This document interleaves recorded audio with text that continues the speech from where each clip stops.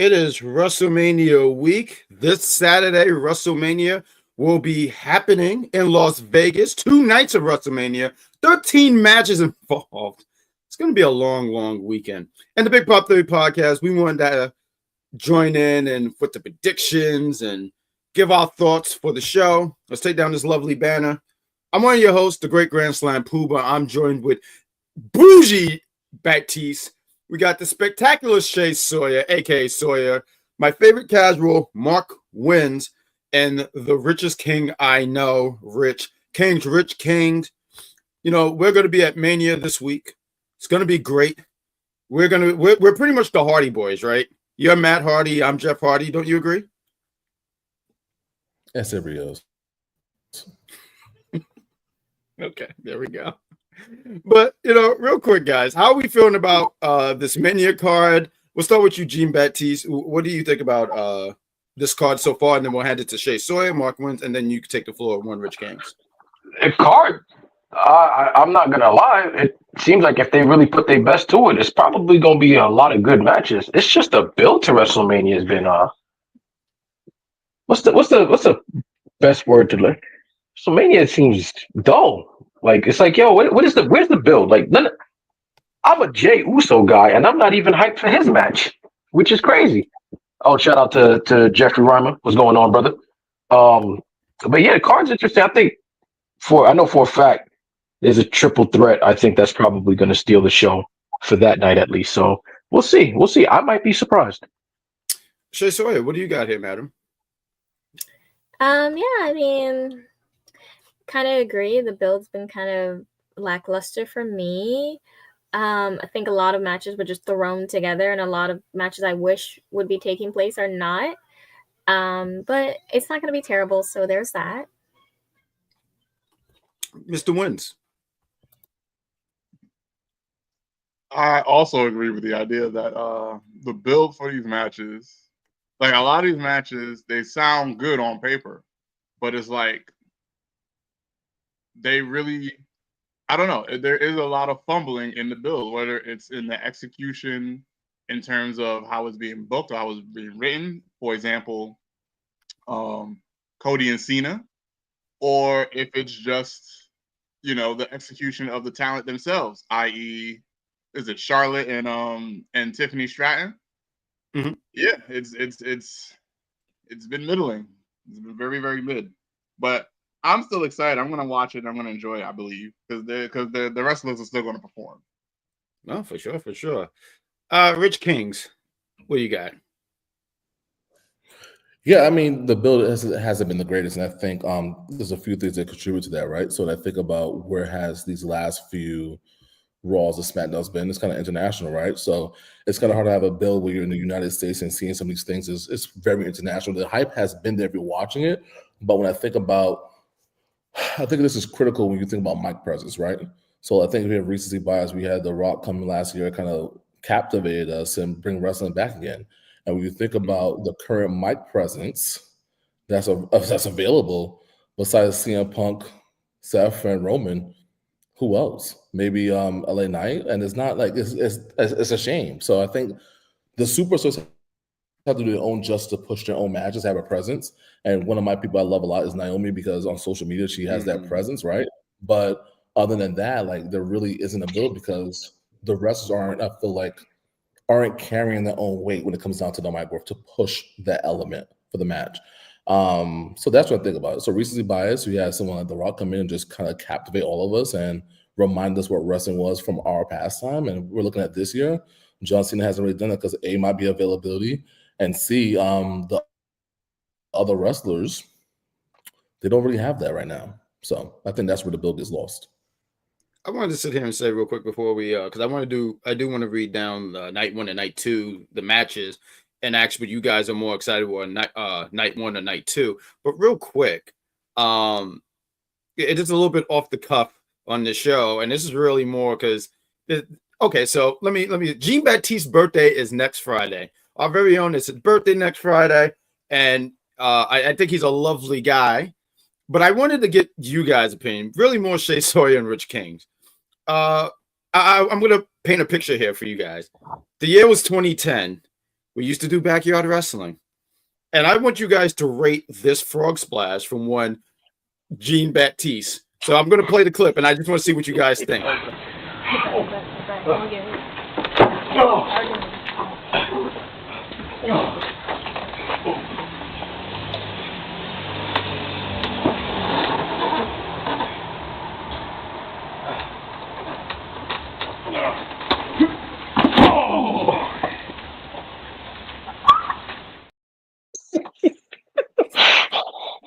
I hate you. I hate you. You need to be arrested. All right. You need to be thrown in jail for that. Like,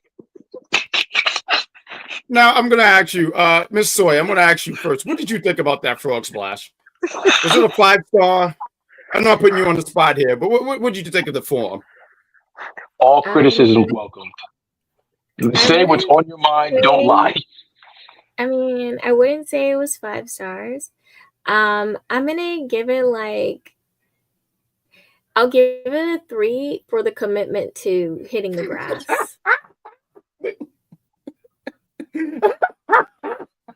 Yeah. Rich King. Look, I love the commitment. He was committed to go through that trash can for sure. Good job. Rich King, what did you think about that frog splash?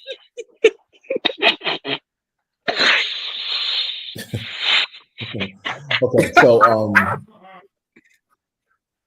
so I'll give it like it's not a 5-star for sure.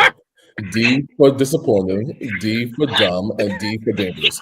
There was like so many D's. There's so many D's going through my head. So first I'm watching the form. That was a struggle in the first place, and then I'm hearing whatever. I'm assuming he's on the pole or the arm rail. Mm-hmm. I thought it was going to collapse. Mm-hmm. So I thought he was going to be like one of those moments where the thing's going to fall apart. And then aim. Who are we trying to get? I don't.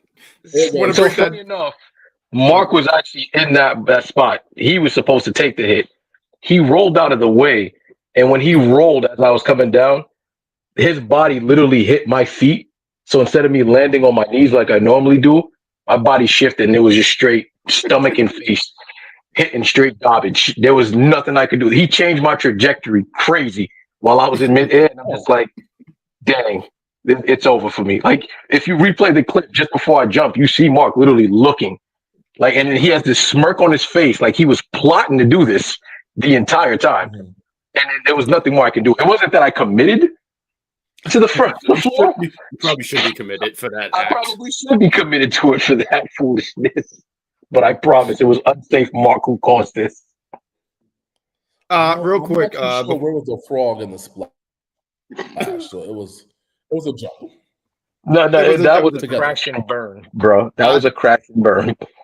I wanted to play that clip because I think it's funny and everyone should have seen it. So I'm glad that you guys saw it. And real quick, that was a fatal 4-way, and he won that match actually. So it's hilarious. But let's talk about night 1 and night 2. I'm going to ask you guys what night seemed more appealing to you.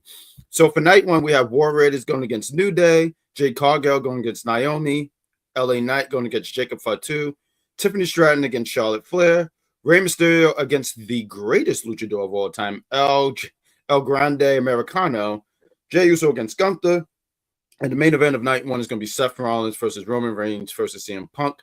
Night 2 has Io Sky going against Rhea Ripley and Bianca Belair. Braun Breaker defending his Intercontinental Championship against Penta, Dominic Mysterio, and Finn Balor. Damian Priest and Drew McIntyre is having a match. Randy Orton. So I'm hearing for Randy Orton, it's going to be an open challenge for his match.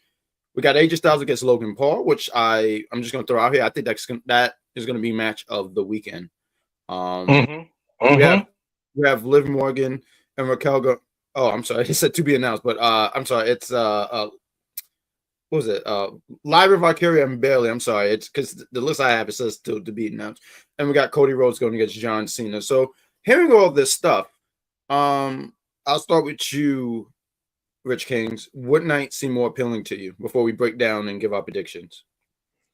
NXT. All right, no, that wasn't a question. I'm sorry. So night 1. That's a damn good answer, but it's gonna be a good show. Honestly, too, we need to get there early because JC Jane is on the opening match. So we got to get there because if I have to hop the rails, I'm hopping the rails. I want that to be known. Carry on, What do you think? Rich Kings. What did you think? I mean, what's your Yeah, thoughts? but for me, not one. I think that not one. It's not about the star power. But I think it's I'm a big Jacob Fatu fan, so I love to see what happens with him in a championship match in WrestleMania. To me, he's like I want to say a showstopper, but he knows how to put on a show. So I want to see that. Obviously, the main event. There's just that plus Naomi, who I don't want to ruin it. I love this. Who run Naomi's on? So I love the heel tactics on social media. But I want to see Naomi. Okay. That tweet. Sorry, that tweet was crazy. Yeah, there was one that. Huh? The one where she said when she spoke on Jimmy. No, there was one that I really liked. There was one that I liked because I know which one. I think I know which one you're talking about. Rich King sent it to me either yesterday or today. But it was one where he said Naomi has a thing. She says, "Oh, the music tracks I'm listening to get there. One is called Push That Bitch." I didn't even know that was a song. Push That Bitch. Push It. I forget what the other ones was. I'll send it to the chat later on. And all the fans can add songs to the playlist. So if you click the link, you can choose the playlist. Oh, you can. I didn't know that. Nuck if you buck. It's great. Yeah, that was one of them. No, I love Naomi. Naomi's great, and I can't wait to talk about that match. But ShaySawyer, what about you? What do you like? Night 1, night 2? Most of the matches that I'm looking forward to are on the night 2, so kind of night 2. Yeah. Okay, Mr. Wins. Night 2 sounds more intriguing. Not that night 1 is bad.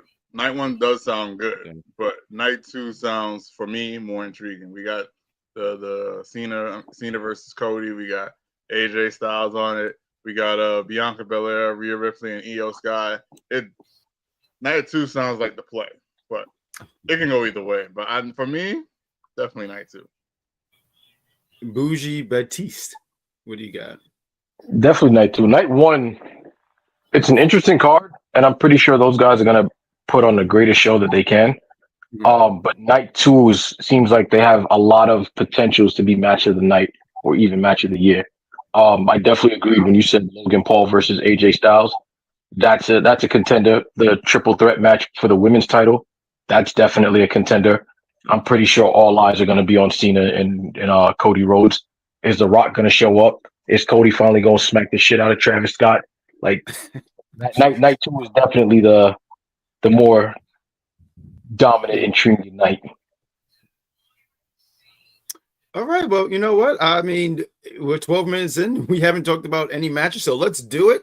Real quick, this is the Big Pop 30 podcast. This is our YouTube channel, so please hit that like button, hit that subscribe button, and hit that notification button. Help this channel grow. It does wonders for us. So let's talk about night 1, because before we get to night 2, we got to talk about night 1. We have the War Raiders. I feel like, it is the War Raiders. I'm sorry, I always mix up their name, but we have the War Raiders. They're defending their tag team championships against the New Day.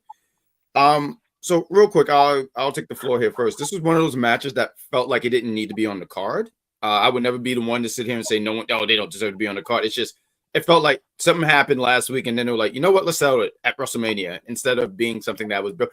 And me and ShaySawyer, we were talking about this on the last episode of Big Pop, and we were talking about how the SmackDown tag team division, like, why is that not on the card when they put a lot more emphasis on their tag team division?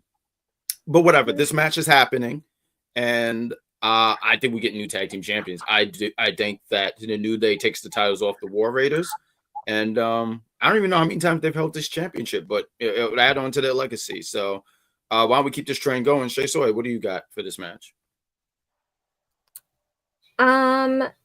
Yeah. I mean, I guess the New Day, I feel like they haven't really even done anything with the War Raiders for it to feel like they're going to keep it. Like, it's just feel like they've been just holding the titles just to put it on them. But I think it'll be a really good match, honestly. I think that they both teams are capable of it. But again, yes, as I said, like, as we talked about, like, I just feel like there has been a story building between the Street Profits and Mortis and Machine Guns since Royal Rumble, when, Mortis and Machine Guns had the match with DIY on the PLE for Royal Rumble. And so it just kind of makes sense to me as the one side that's been like really having stories and, you know, pushing their tag division is left off the card. But the one where I've forgotten multiple times who the tag champs are on Raw, but they get put on the card. And I'm sure that's probably because of the New Day, but like whatever.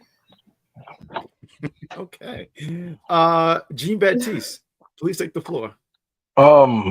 Definitely New Day. War Raiders, it was a feel good moment when they won the titles. All right, great. But for me to forget also sometimes that they are tag champs, it's like, okay. The New Day really, they haven't done nothing since that whole heel turn and nothing's been done. So they actually need something right now to get some type of buzz on them. But I also agree with Shay. SmackDown has the way more prestigious tag teams, and between DIY, Street Profits, and the Machine Guns, you had something special there. Like, you know, you're gonna get 5-star instant classic match out of all those teams involved. Even Pretty Deadly. Surprisingly, as of lately, I became a fan of watching them. But yeah, back to the point. New Day takes it. Sorry, War Raiders. Hold on, Jean Baptiste. Can I ask you something? You said you're a fan of Pretty Deadly.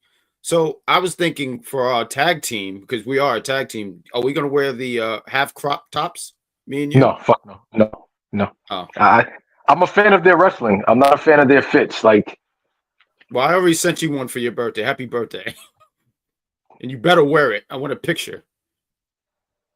Mark wins. Please take the floor. Take the floor. New Day wins. I don't think it's any more complicated than that. New Day wins. I didn't even know. So boom. I know my what's it called? The headline on my name display changed, but I'm still the casual, and I still have no idea who the War Raiders are. Like, you guys are talking about Street Profits. I know who they are. Talk about the Motor City Machine Guns. That could be because of you know, I used to watch TNA. I know who they are. War Raiders. I have no idea who they are. Not saying they're bad. Not saying they're good. Not just no. I have no idea. So for me, my prediction is New Day, and that's what I want to win because I want to see. I want to see what this heel turn is about too. It's very interesting. Like they was heel for a while. They you know, Big E, he had to retire, whether temporarily or permanently, because he got to let his neck heal or whatever. And they have not done anything since. So I'm for it. Let's see some evil New Day. I'm with it. Great points. I just want to add, and I'll give you the floor here, Rich Kings. Jean Baptiste, I think you really nailed it on the head here when you was talking about that heel turn, because they really, I think you really, just hit it on the head. Like, they really haven't done anything. They feel cold, and it's sad because I know we'll talk about John Cena a little bit later, but like, there's a lot of these heel turns that's like, it seemed like generational, if that makes sense. I feel like that word gets tossed around a lot, so forgive me if I'm tossing it again. But nothing has come out of it, and it's like, damn, what are we doing here? And that's one of the disappointments that you was mentioning when we were off air, and you was talking about some of the stuff that Triple H missed on. But before I keep rambling, Rich King, please, where's he going? There he is. I thought he was getting ready to fight Batman or something like that. I got dark real quick and everything. Only heel turns that matter is Naomi. We're gonna talk about her. And she has done a great job. I'll save that for later. But Rich Kings, please take the floor with your fancy glass. Real quick, can I just sit here and talk about my man's right here? Got the fine glasses, good skin. I'm just envious of this dark chocolate man. But please take the floor. Yeah, so chocolate man. Oh, sorry. I thought I was muted. Yeah. All right. So what I would say is that, I think New Day does win this, right? And this is the second time that New Day has went heel. Like, remember that first time when they were the New Day with their first form, they were heel and they got no traction. So this is the second time. So I don't think you need an 0 for 2 for the situation, right? So you give them the titles, you create a story. You kind of need some successful heel champions. And maybe this might be doing something a little bit different for the other opposite team, right? So I do think that it's not like a WrestleMania streak, nothing like that, but I do think that when I think about why SmackDown's not there versus Raw, to your point, Raw's not good. We don't know what's going on Raw. I have to keep having them absent continuously. Wouldn't do any justice. So maybe this is their way of saying, hey, these are champions. Maybe the New Day could take this championship to a different level, and maybe there might be a switch coming out after the night of WrestleMania. Who knows? But I do think that they do need to switch it up, and I think the best way to switch things up is to, why not? WrestleMania is where everybody's watching. Let's get everybody re-engaged here with the tag team division of Raw, and let's start over. That's a good point. That's because WrestleMania, it's like what do you want to say? Like the season, not premiere, was it? Like the series The or Super series end? Bowl. It's like it's the Super Bowl. It's the NBA Finals. It's the season finale. Season Because finale. That's what I wanted to say. Yes. it's definitely supposed to be like it's definitely one of those star-studded shows. And in all honesty, if you want to do so, if you want to give the New Day some hype or some traction, because these guys turning on Big E gave them probably just more heat than Dominic Mysterio. Capitalize on it. Do something. Give them something. Man. So let's move on to the next match. We have Jade Cargill going against Naomi. We were already talking about this. Jeffrey, I know you are in the chat right now, ready for us to talk about this. These two Here's girls salivating. Jesus. These two okay, let's run it back, right? Naomi pushed this woman off as she crashed on the car. Jade ain't like any of that crap, and she want revenge. Naomi, I mean, I feel like everyone on the board here has been saying that Naomi has just been killing it as a heel. I remember she turned heel 10 years ago in 2015. Didn't hit. But this one, it's just it's just something that it's clicking, and there was I forget which SmackDown, I think it was 2 SmackDowns ago, right? And Nick Aldis makes the match official, and they says Jade is going against Naomi. She said, WrestleMania be mine. like Rhea Posa from Power Rangers. It was cheesy, but it worked for me. And I say all this, and I run my mouth to sit here and say, I'm going with Naomi. Naomi needs to win this. So hear me out, right? Naomi returned last year, and she's done some cool things since she's been back, but it always seemed like when it was like that big program or a championship match, she always felt short. And I feel like it's time that she got rewarded and got a win. Jade is a project that they're working on, and they can still work on her. Her losing to Naomi, and I mean, it's nothing like I don't feel like I've said anything that no one else hasn't said. I see Naomi having help from the Meta Girls. She formed a stable with these girls, and they beat Jade. They take out Jade, whatever. And I think this is good too for the Meta Girls because they have a familiar face with them. Put them together, and they give them a chance on the main roster. So I say all this to simply saying I'm running my mouth here. So we apologize, but Naomi needs to get this win. Rich Kings, what do you got?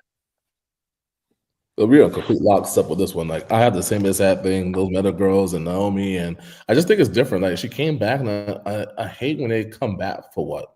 What are we doing with this? And I'm a big Sasha Banks fan, right? And her not being there, I'm like, obviously, for me, when I see Naomi, I think of Sasha Banks and vice versa. And I just think that her to do something different and come out her element with this heel run, and how can we make it last a little longer? It should not just be a 2-month stretch, right? What can we do? How can we make this more impactful and make it last? And Jade is great, and Jade ain't going nowhere to your point, but Naomi's been here for a while, and I think she needs this WrestleMania win. I concur. Mr. Wins, please take the floor. So maybe I'm overthinking this, but I think this works one of 2 ways. If Jade is ready, she wins. If Jade is not ready, she doesn't win. I feel like Jade has been, kept to the side, pushed along, and I feel like with this, I feel like WWE thinks she's ready. If she's ready, and I think she's ready, I don't know for sure. I'm just saying prediction. I think she's ready. If she's ready, she wins. But I will say, if they let Naomi win, I don't know. I don't know what happens with Jade. Like, because y'all were talking about Naomi and her previous heel run and how it didn't hit. I get all of that, but Naomi still has the experience to make it work. Jade kind of sort of needs this win, because if Jade doesn't win, I hear what y'all guys are saying about, oh, she'll be around, but will she? I don't know. If she doesn't My question win, is, why wouldn't she? If she loses, why wouldn't she be around? Because she's not ready. That's the only reason. And like I said, and here's the thing, like I said, maybe I'm overthinking it. It's 100% possible that I'm overthinking it. If she's ready and she loses, cool, then she will be around. I hear that. But I think that if she loses against Naomi for WrestleMania, she's not ready, and I don't know what happens to Jade after that. I don't. So I kind of hope. I'm kind of hope because I think because I hear what y'all saying about Naomi's heel run, but I feel like Naomi will be all right. Jade kind of sort of needs to win. I want to read this comment real quick. Roger, thank you for being in the chat. He says they should add a stip. I'm sorry, I can't read that fast. I'm doing my best. Oh, they should add a stipulation like Hell in a Cell because the feud has gotten personal to the point where they tried to kill each other. Jack and ShaySawyer. No, I don't think. Yeah, I agree with you. I'm gonna tell you why I don't want it. I believe, if I'm correct, Naomi and Jade is the first female match on a WrestleMania card that didn't involve a title or stipulation. It is, yes. Okay, that's a historic mark right there. So, and for Naomi to be a part of that, nah, no stipulation, no nothing. Let this be a classic WrestleMania brawl for all type thing. And I think too with the Hell in a Cell is supposed to blow off a feud to begin with. So it's one of those things that you have.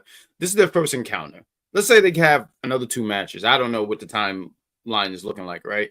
But yeah, maybe like look at the stuff that they did with CM Punk and Drew McIntyre. Had a match, had another match, and then they were like, "Oh, we got to blow this off in Hell in a Cell." I just don't like the idea of just throwing Hell in a Cell for funsies. That's my only thing. I'm sorry, Jim Baptiste. I felt like you didn't get the floor, and then Shay, please take the floor. But who do you got going over there? I know this man enough. When he heavy breathes, I already know there's a story. But please take the floor. No, it's hard to say because it's like Jade Cargill's, I guess, singles match wise. I don't think she's ever won a singles as of yet. I know she faced Nia Jax, lost disqualification. I think she faced somebody else in a one-on-one and lost. It's funny because Jade, I don't even think Jade suffers if she loses. Does she? Does she really suffer? She's actually one of the top stars on there. If this is just the beginning of the feud and they can push it to even SummerSlam, then yeah, Naomi takes it. I can see Naomi taking it. Because Jade really doesn't suffer. Even though this is, a second WrestleMania, it ain't that big of a deal. She ain't going to take a hard hit if she loses. And it's Naomi. It's not like she's losing to a scrub. We're talking a vet Naomi and I want everyone to know we love Naomi over here. I mean, we love Jade too. I mean, we have to pick between the two, so I'm very sorry. And I wouldn't say this to Jade's face because I've seen her in real life, and she looks as strong as she looks on TV. Oh, no, I would accept my fate. I would tell it to her face, but I would also accept my fate. I would just... He's just trying to have it where if something happens to him that I watch his lovely daughter, and I will. I don't say to say... First thing I'll tell you, your daughter, like, let me tell you something. Your father was an idiot, but he loved you. She would agree. Miss Sawyer, please. I'm so sorry. Take the floor. Yeah. So I feel like this is their first encounter. And I also feel like this story has taken up majority of the year. So I don't see them just kind of having like a one-off match. I feel like it's something that's maybe going to be prolonged. So I do think there is a very strong possibility of Naomi winning, not by nefarious means, of course. It's not going to be like she straight up wins and then we lead to another match with her and Jade where Jade will get the upper hand and definitely is going to be the victor at the end of this feud. So I think for them to prolong it, Jade does have to lose. And then the second match could be some type of stipulation because it is kind of a serious personal feud. I mean, Jade was out for months because of what Naomi did. So it's very personal and it's very deep rooted because, I mean, they had this whole friendship. So yeah, I think if they could get someone to help Naomi, like, set her up with some people, have her get that first on Jade, or they could just have Jade win and Naomi, because she is very angry and in her vindictive era, continues it on, and then they have another match that is a final match, and maybe Naomi might lose again, honestly, or she gets help on the second time. Who's that? One of those two things. And Jade? I'm sorry I just want to understand. So you're saying like Jade for the second time, like she gets help? Okay. I think Jade I think Naomi wins with help for Mania, and then the next round, I think Jade gets it. Okay. Yeah, that's what I'm gonna go with. This is a really good blood feud. Like if they play it right, they could Yeah. possibly get close to mimicking Punk and McIntyre last year. If I they wouldn't played even it right. I wouldn't even I'm sorry, I didn't mean to cut you off, sir. I think what they could create is create their own, like, because I hear what you're saying with the comparison, but I just feel like they could make their own thing. And I do agree with you. If this is done right, you kind of got magic here. I think people all on social media has just been impressed with Naomi's heel work and her commitment. Jeffrey, I'm going to say shout out to him with this because I didn't know that, honestly. This was her 10th Mania. Real quick, Jeffrey, because he's our 6th co-host. But Jeffrey, what is her win-loss record on Mania? I'm just interested in hearing that.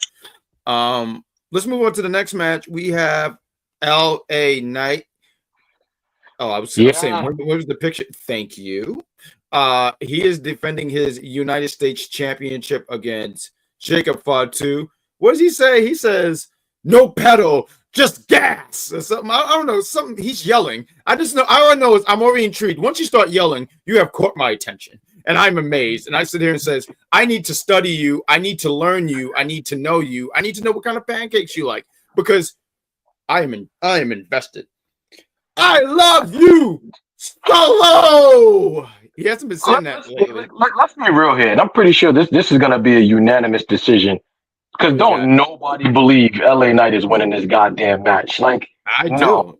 I actually think he's retaining. I don't think Jacob is winning. But please take. You know what? You took the floor. Why are you staring at me? Oh, I know why. Because I've been using some good skincare stuff. Ain't I pretty? Yeah, you have nice skin. I did. You know what? Honestly, I'm envious of your beard. I think there's no one who has a better beard. Like if I had to pick someone who had a better beard, it'd be you. And I sit here and say, you are right there in my heart. We're gonna get matching tattoos. Bad guy forever. I'm a Jean Baptiste guy. I love this. Please take the flow. What do you got here? I see no scenario where LA Knight wins this match. Like, and credit to Solo and credit to his opponents. Shout out to Braun Strowman especially. But Jacob Fatu has been a freaking bulldozer that can't be stopped. If big ass Braun Strowman could not keep him down for a few seconds, what makes you think LA Knight has a shot in hell? If LA Knight can beat Jacob Fatu, then I have a chance against Ronda Rousey in the ring. I could probably submit her in the goddamn octagon. Okay. Once again, I will sit here when I see your daughter. She's fantastic. I'll say your father loved you and he was an idiot. She would agree. She would agree. And my sentiments would be the same if I had the balls to sit there and say LA Knight is winning that title. Yeah, no. Take your ass to the back of the line. No. You know what? I'm gonna give the floor to you, ShaySawyer. Who you got going over for this match? Honestly, I really don't see outside of someone trying to maybe stop Jacob, maybe Solo, like who knows, out of jealousy, that LA Knight wins. I just don't see how he wins at all. And that sucks. It really does. But you know. Yeah. Yeah, but I mean, I just don't see how he's gonna beat Jacob. Like straight up, no way. Listen. I just don't listen, if they go about having him beat Jacob when they're trying to build him as this monster, like in a straight up match with no help, that is going to be such a mistake. Such a mistake. Okay. And I do like LA Knight too, but I'm just saying, like, the way that they presented Jacob, there's no way. There's just no way. Okay. So you're in the same boat as Jean Baptiste here. You got Jacob going. Okay, all right. I guess I'm on this boat alone. Yeah. With my cat, who's in his plate. Huh? At least it won't sink because it's just you on it. So. I don't know. I've been eating kind of crazy, so I think I'm due. But Mr. Wins. But let's go with you. Because I always see how Rich King is analyzing. He's listening to everything. He's putting everything together. But Mr. Wins. take the floor. Who do you got going over, please? It's just no way. To everybody's point, Baptiste and Shay's point, it's just no way LA Knight should be winning this match. One-on-one fair and square. Like, if you are the things that he has done right over the last few months, and I think even the corner of WrestleMania, how he was even eliminated. Like, think about when you build something like this and to have this man come in and end it. Yeah, no, not happening. I just don't see it. Like, the momentum isn't matching. Like, this guy's a moving train, and then you think about how the build was coming into the organization, and this is the grandest stage of them all, and you lose to this guy. That doesn't sit well. That's how you build somebody. Why'd you say it like that to this guy? Because LA Knight is cool, but he's not LA Knight is not a credible opponent I see beating Jacob Fatu. Like, right now, in the landscape of this business right now, Jacob Fatu, as dominant as he is, I think the only person I see credible enough to stand a chance at winning would be Braun Breaker. That's it. That's the only person I see right now who kind of have similar momentum to Jacob Fatu. Oh, please take the floor, please. Well, hold on. Let me ask this question real quick. So, you're a wrestler connoisseur, right? What was me, right? Sokola's downfall? Yeah, you, right there in the red. You come down to the aisle.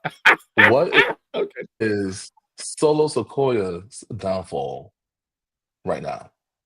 He was the right hand man to Roman Reigns. Like what? Why is he unsuccessful right now over the last year? What happened? Because he's no longer underneath Roman Reigns. Cody Rhodes, and then he got derailed too, right? He got derailed. It didn't hit hard after that. It wasn't.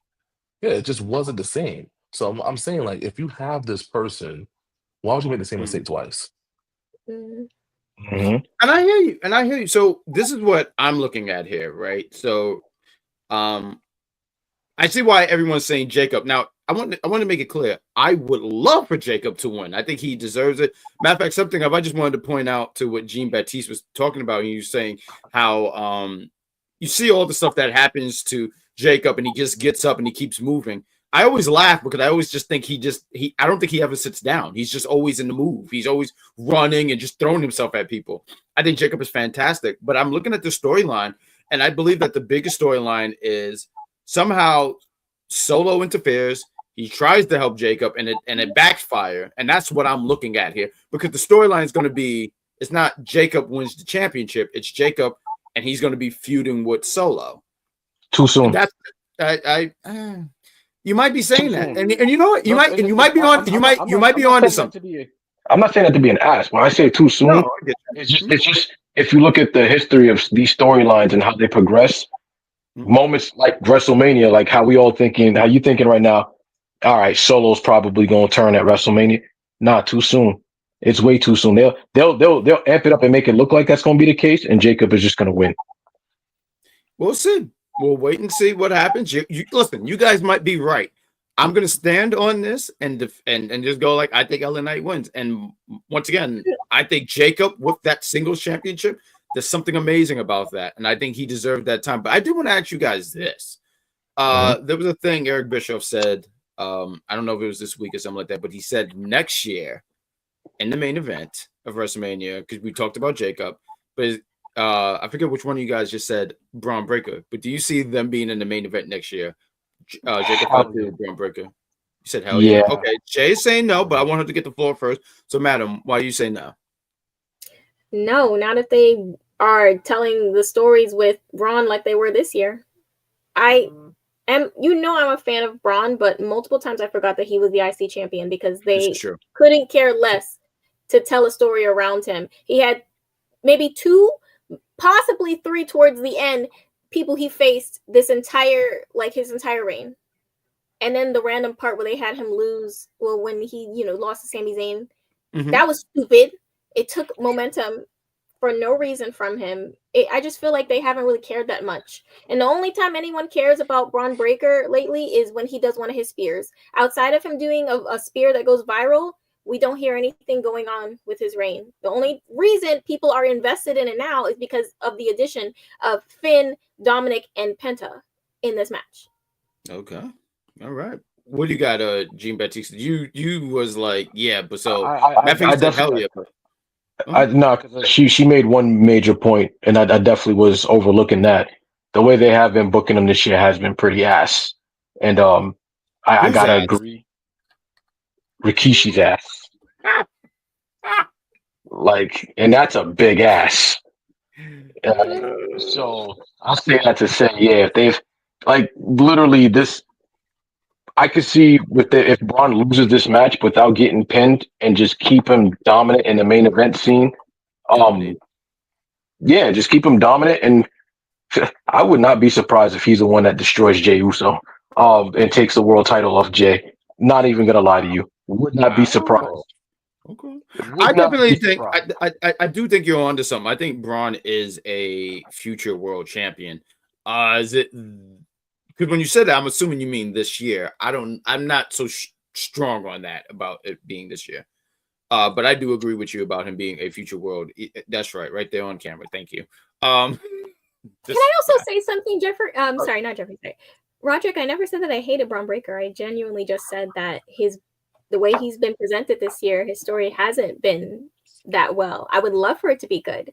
That doesn't mean you hate someone. That's just constructive criticism. That's all. Jeffrey's mentioning how you used to bark for one Braun Breaker, and there is a great clip of that.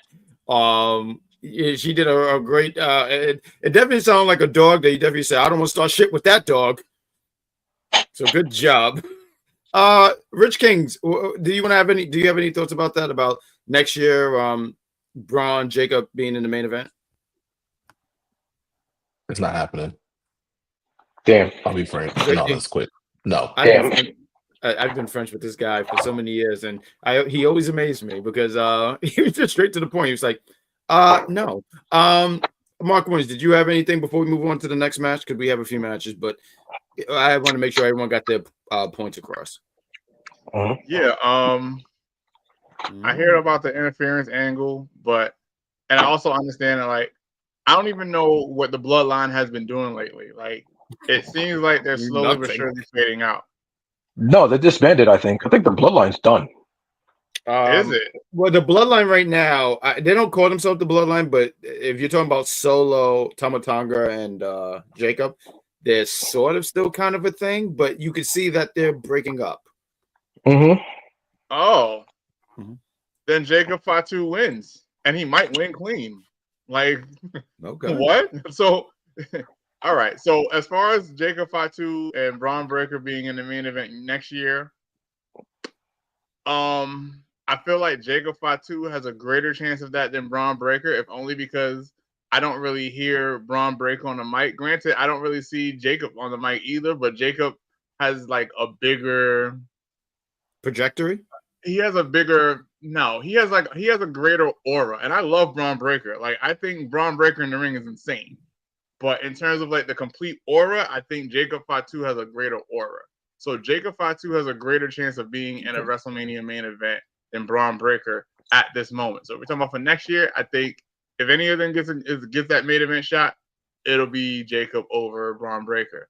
But as far as the match, I heard your point about, it might be interference, but hearing that they're not even really a thing, kind of, sort of, like they're just fading out into the sunset for real, and there's only 3 of them now, like, that's it? There's 3 of them? Yeah, OG Bloodline done. Might win clean.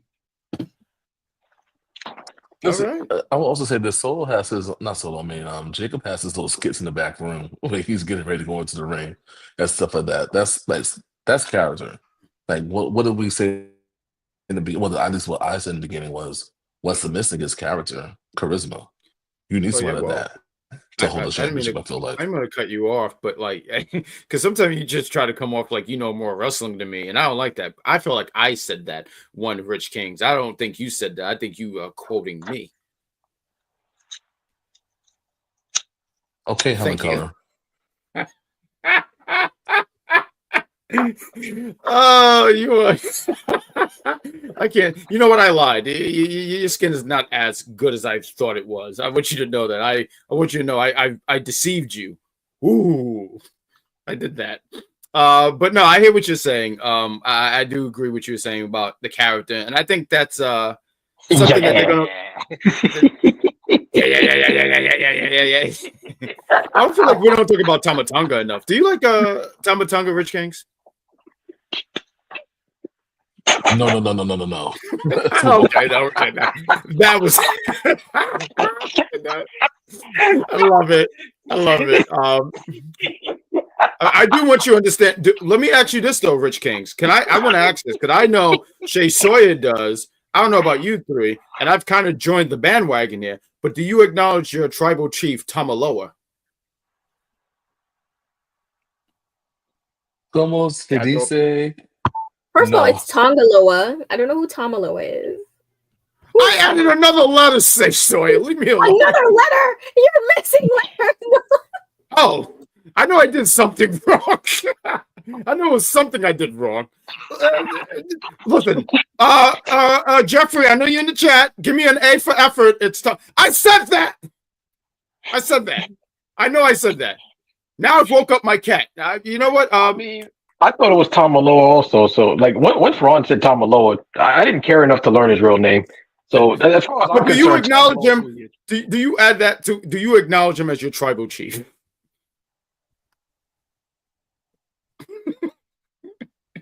There we go. Let's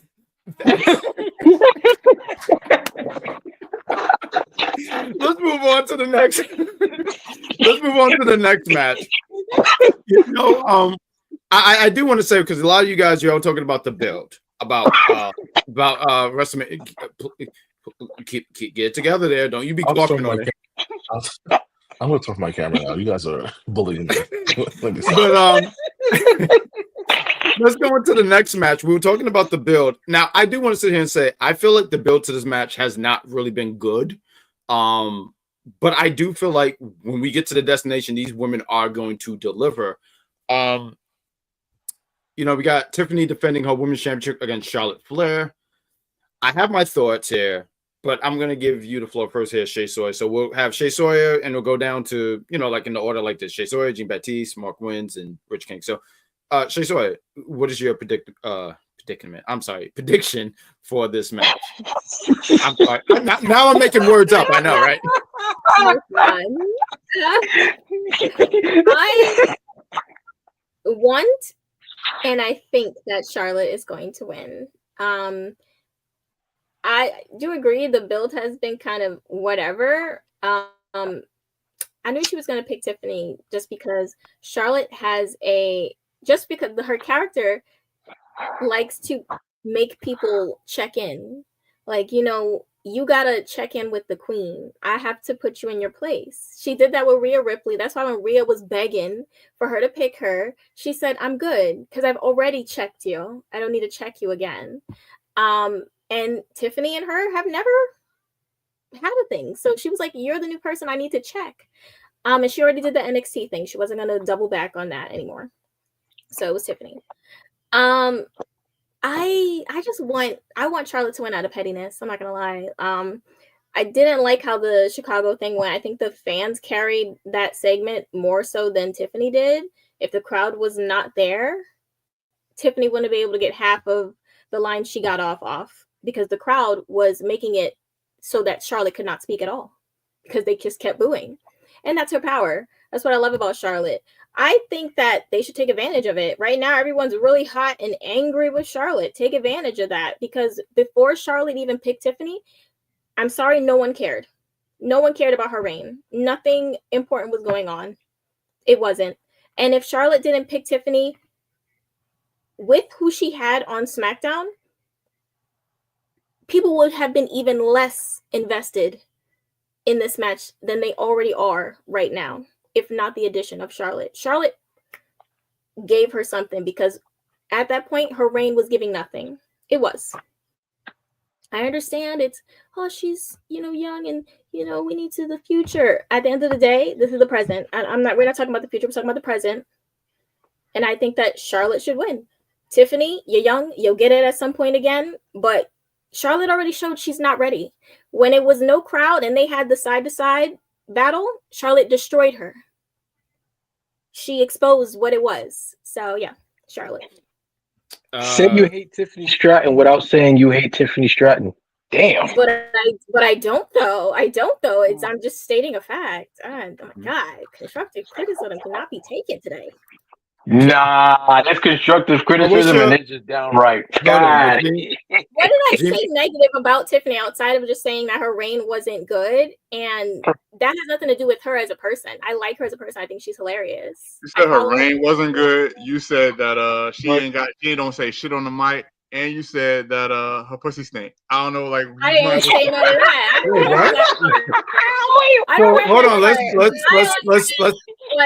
bring it back. All I said was her reign was not anything to look at. All I said that is her mic skills are not up to par with Charlotte, and Charlotte exposed that, and that will happen when you're with someone like Charlotte who has been in this business for years. Let's bring it back. So I think she's a beautiful, talented, amazing girl, but this is just the truth. So let's bring it back. So, Gene Bettis, what do you got going for this match? I want Tiffany to win. Honestly, like, a lot of I think that I will say this. Shay's right about one thing. That Chicago thing, the fans definitely carried that. Like, they gave Charlotte the Dominic Mysterio treatment. They went off. So I agree to that. Charlotte definitely exposed Tiffany. Right now, if the project is over, then yeah, Tiffany loses this, it's over for Tiffany Stratton. Tiffany time is over. Your 15 minutes of fame is done. And I don't think they care because they want Charlotte to break Daddy's record. So yeah, Charlotte Flair wins. Mark wins. What do you got? Yeah, Charlotte made Tiffany look terrible. Okay, so wait, they're on SmackDown, right? Because she got. I feel like if they're on SmackDown, Tiffany has one chance to try and redeem herself to like try and re-sway the booking, because you can make the argument that all right, maybe they wanted Tiffany to win, and then Chicago happened. I don't see it. I don't even. Here's my thing. Personally, I don't even want Charlotte to win, and it's nothing personal. It's the shallowest thing. I've never seen Charlotte I've never seen Charlotte as that pretty. This is 100% shallow. I think Tiffany is more prettier than Charlotte. I would have preferred Tiffany to win, but I don't see it. I don't see it. But like I said, very shallow. Tiffany's on SmackDown. Thanks, Jeff. Thanks, appreciate that. Yeah, so yeah, my prediction is Charlotte, because Charlotte made Tiffany look terrible, like really, really bad. Like, it's one thing to just sit there and talk down to the character, but like it felt like she like exposed her as a talent. That's not good. Charlotte wins. Which game do you got? Victory. So this is where my disagreement comes in. I do think, first of all, I think Tiffany wins. But to Baptiste and Mark wins part, I think there was a time in 2017 when John Cena kind of had a skit with Roman Reigns, and his career wasn't over after that. He destroyed Roman Reigns on the mic. And Roman Reigns looked terrible. Looked worse than Tiffany Stratton, actually. And where's Roman today, 3 years ago, 4 years ago? And even after that promo, where was Roman Reigns? Still on top of the mountain, where he was getting forced down our throats. So this doesn't mean because Charlotte has that advantage. How many times? And then let's pass it back 6 years ago. How many times did Charlotte get owned by Sasha Banks on the mic? What happened? Charlotte still won. So because you get owned in one category doesn't mean your career's over and WWE's going to book you to win. Because Sasha will kick Charlotte's ass consistently on the mic. And guess who will win? Charlotte Flair. So we got back to the match at hand. But I'm listening. I was going to say, like, yeah, it's one thing to sit there and, all right, boom, someone is better than the other on the mic. You can sit there and be better than someone on the mic, but you're at the end of the day, that person is still, good enough to be a champion on the mic, decent enough to be a champion on the mic. Tiffany Stratton looked like she had no business. Mark. What? Did you watch 2017? I just want to know, did you watch 2017 when Roman Reigns got owned? because it was worse than got what happened to Tiffany Train. Because Cena literally told him, was like, yo, he called got him, wrecked. called a promo, my guy. Yes, No, and I love Roman Reigns got wrecked, but Tiffany looked nervous. Roman Reigns got wrecked, but Roman Reigns did not. But you can tell. Well, hold on. If I can add on, I'm sorry. Just to add on to Rich King's, because like I hear what you're saying about Tiffany looked nervous, but you could tell Roman was rattled on that promo because there's a spot where he's like, yeah, and I can't even tell you what was worse. All I can sit here and say is when I saw what happened to Roman, I do agree with what Rich King's is saying. I think it's a little dramatic, and you're jumping the gun here when we sit here and go, oh yeah, it's that person's career is done. No, it's not done. It might be a little blemish, but there's always an opportunity to redeem yourself. And there's been a lot of people where that has happened, because I feel like that's what you were trying to get at, right, Rich Kings? It has, but this is Charlotte's win. They're trying to fast track it to a 17 championship run. They're gonna have to go through Tiffany. What's new? Time out. Let me ask you this question. Time out. We sat on these prediction shows month over month last year, and what did we say? They're setting this up for Charlotte versus Tiffany over WrestleMania. We projected this last year. So I don't know why we're sitting here confused or surprised today that this match is actually happening. So I think we all had our globes out and we were saying, here comes Charlotte versus Tiffany down the road at WrestleMania or one of the big 4 pay-per-views. That's what we all said last year. So we can go back and watch some of these videos, but we saw this coming. So I'm not too sure why we're on this topic. Like she's getting owned or she's going to lose. Like, listen, I think Tiffany's going to win. Because at the end of the day, this starts with a new era. And if you can't have Charlotte keep coming back and winning and then getting injured and coming back and winning again. Sorry. I don't see this happening. Because I know we have so many matches to go through, so I'll just make it super quick. But I hear what you're saying, and I believe anything can happen in this thing called professional wrestling, right? But I'm not betting against Charlotte. I've learned my lesson plenty of times. Anytime you bet against Charlotte, Charlotte has sat here and said, "Oh, you just like to lose money." I think Charlotte is walking out as the champion. Can someone tell me the number of championships that she's had? I don't think they count her NXT stuff, but I'm just curious on what her number is. I think she's on 13 or 14. That sounds about right. Okay. Yeah. Because she's going to break that record. But I do think that these women are going to go out there. And wow, fun fact, Charlotte has competed at every Mania for a championship. Really? Mm-hmm. Yeah, she has. Really? Yep. And I'll be honest. I've said before, like Charlotte is not my favorite 4 horsewoman, but I can also give her credit when I know he just cut me off completely. But I can give credit where credit is due. And I think that these women are going to go out there, and I think they're going to have a good match. I think it's going to be a good match. So no wonder Jean Baptiste has said for years that he felt like Charlotte has been shoved down our throats. I didn't know that. So we'll move on to that match. She comes every time she makes a return, she wins. She does win. Yeah, she does win. That's why I love that for my co-host here, because that's supposed to be the clapping of the fingers, right? I can't do it. Okay, there we go. But that's not clapping, that's snapping. I snapped. Oh. Okay. So we'll move on to the next match. Next match, so we have the Second City fraud, Rey Mysterio. Oh, it didn't go up. Okay, give me a second. Fraud. We have the Second City fraud, Rey Mysterio, against the greatest luchador of all time, El Grande Americano. Let me sit here. I want to talk for a minute because I think I'm doing really good at talking.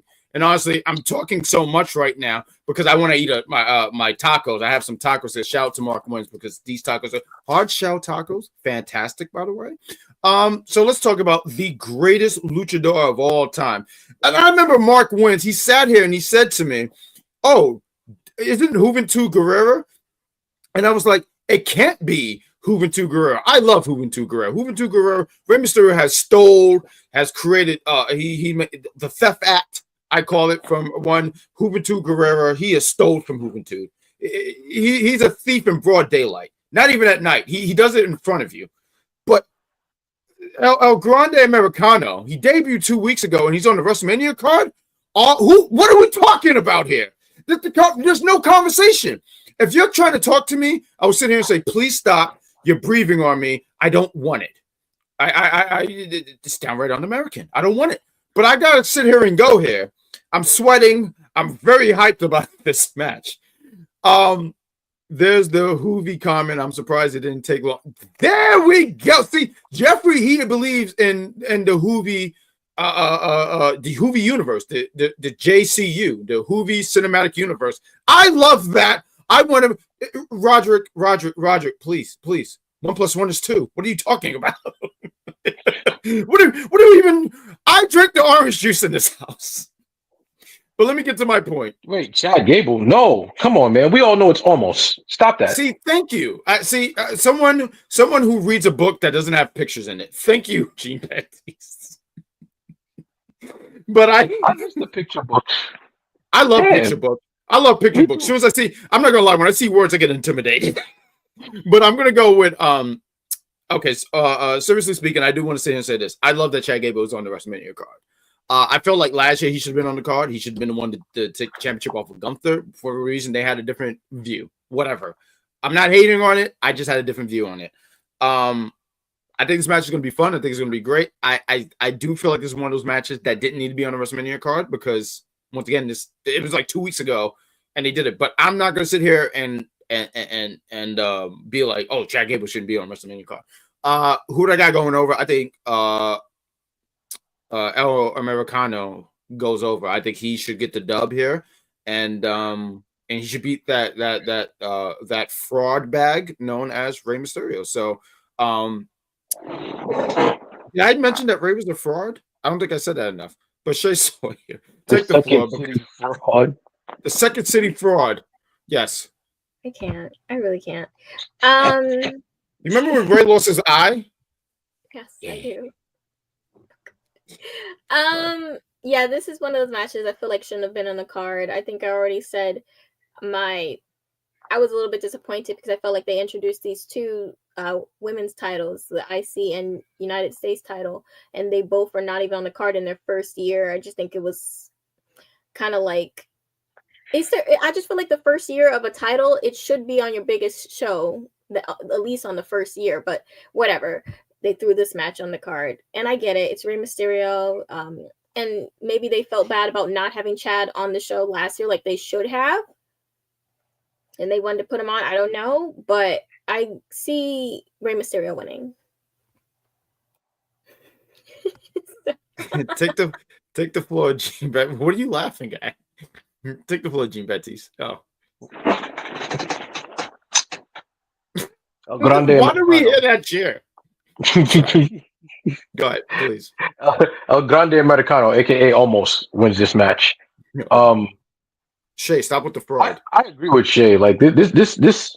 What about me? Does anyone agree with my points? I think I make some great points. No, but no. Listen, Shay made the point. I'll get to yours later. But to her point, I hope so. To her point, like the women's titles match should have been like both the Intercontinental U.S. champion should be literally defended. They did a disservice to Chelsea Green. Chelsea Green has been SmackDown's MVP for quite some time now, and to not even have her on the show or at least hosting, like, come on, man. Yeah, that's money on the table. Damn, man. Like, yeah, nah, fuck that. What was the match again? Oh yeah, Almost wins. Are you with me? Are you with us? Yes. What match is this? Oh, goodness.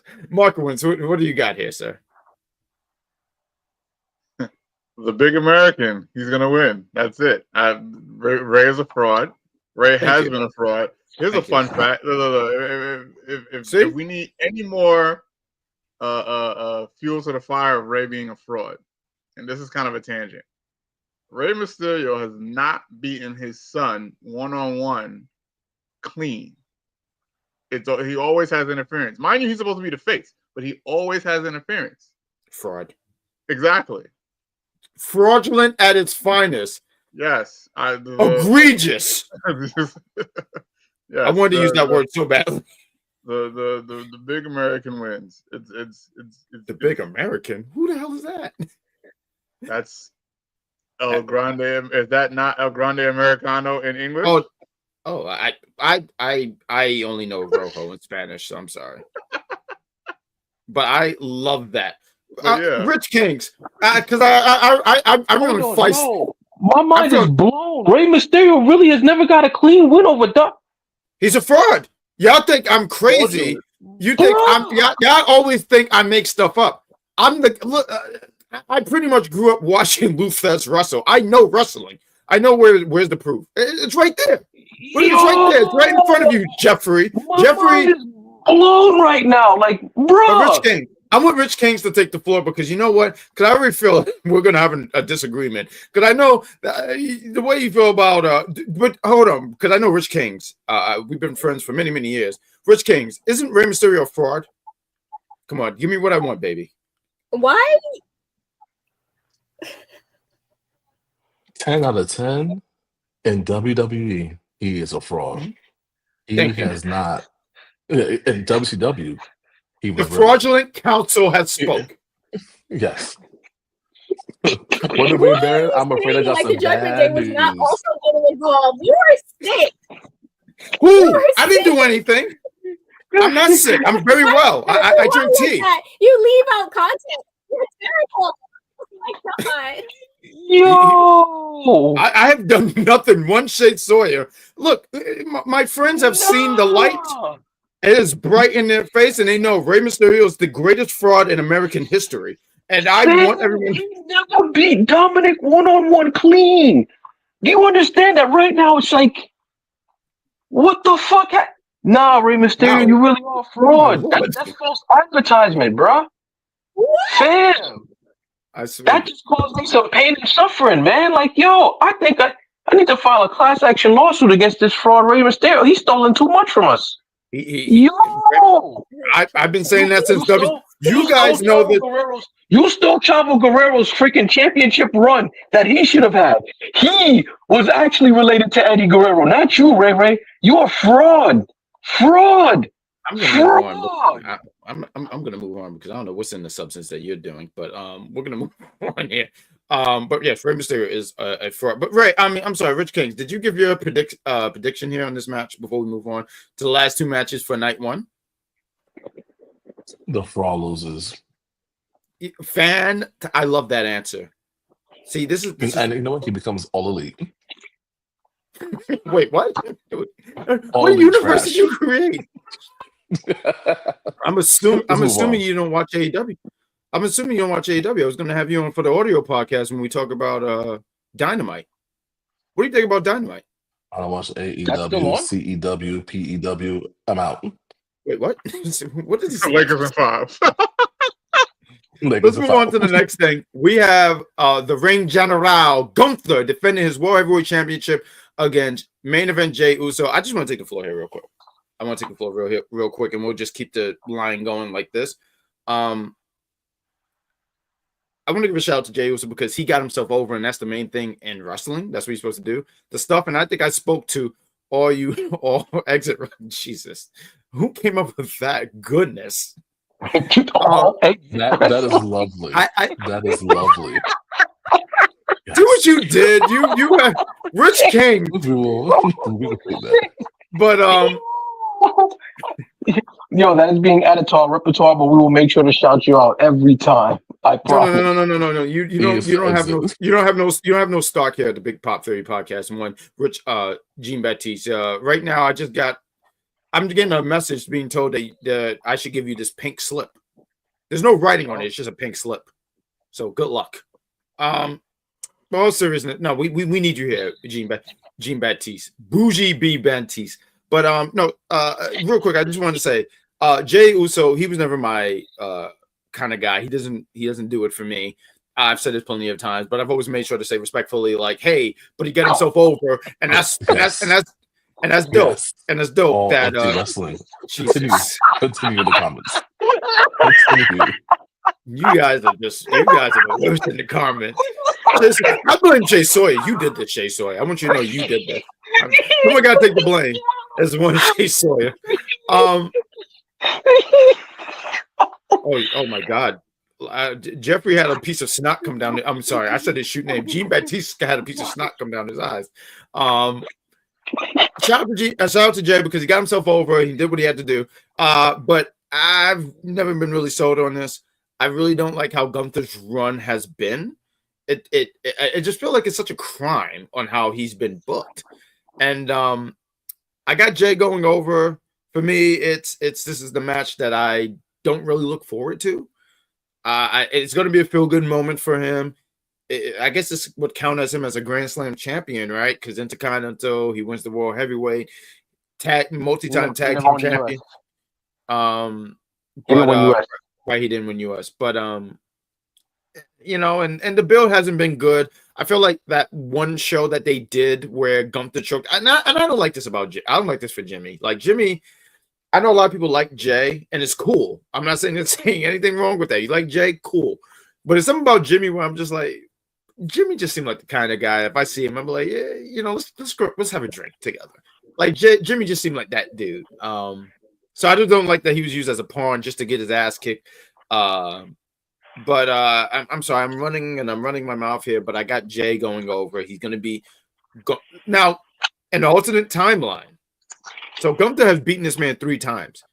If he does it for a 4th time, I'm not going to lie. I'm going to be like, let's go. And let's try to put some steam into this World Heavyweight title because, like, his run just hasn't been hitting for me. That's all. So, ShaySawyer, please take the floor. What do you got? I definitely agree with you. They handled his reigns so poorly. I don't know what it is. Like this year, like a lot of reigns got treated like it's like, do you guys even care? Do you just only think about the when they win the title and then after that it's just like blank slate? Mine, like that's how it felt for a lot of reigns this year. But I honestly like it seems like Jay will probably win. If there's a God, Gunther will win, but who knows these days? Who knows? I don't want to see Jay. Like, I'm just not interested. I'm not invested. And again, I will keep saying his fans are they're more interested in the chase, in the, we got to get him to the title. The after, they're not prepared for when he actually gets it and what's it going to look like.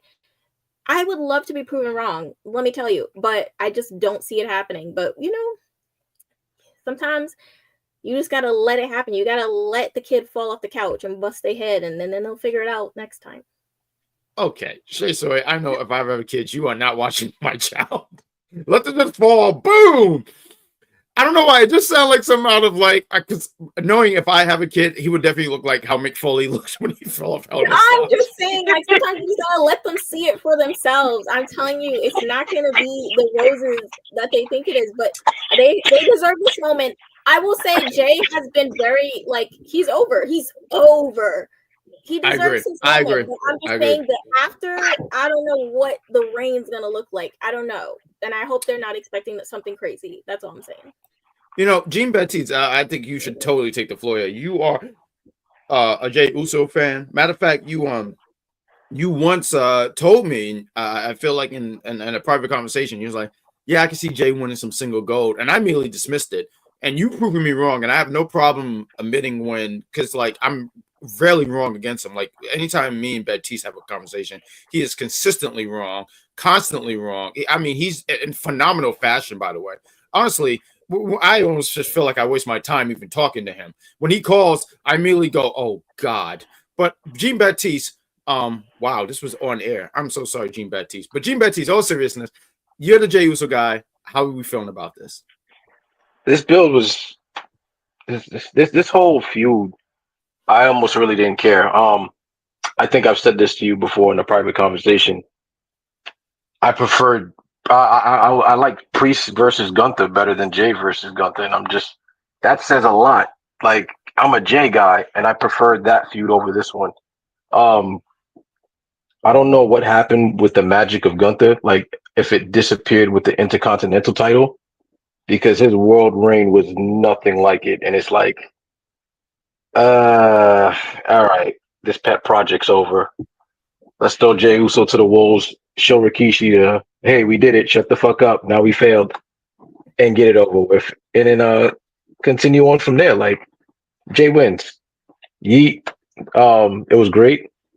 I hope he can do some more, like, and improve your repertoire, improve your moveset, man. Show me that you're better than a tag team wrestler, man. Mark Wentz, please.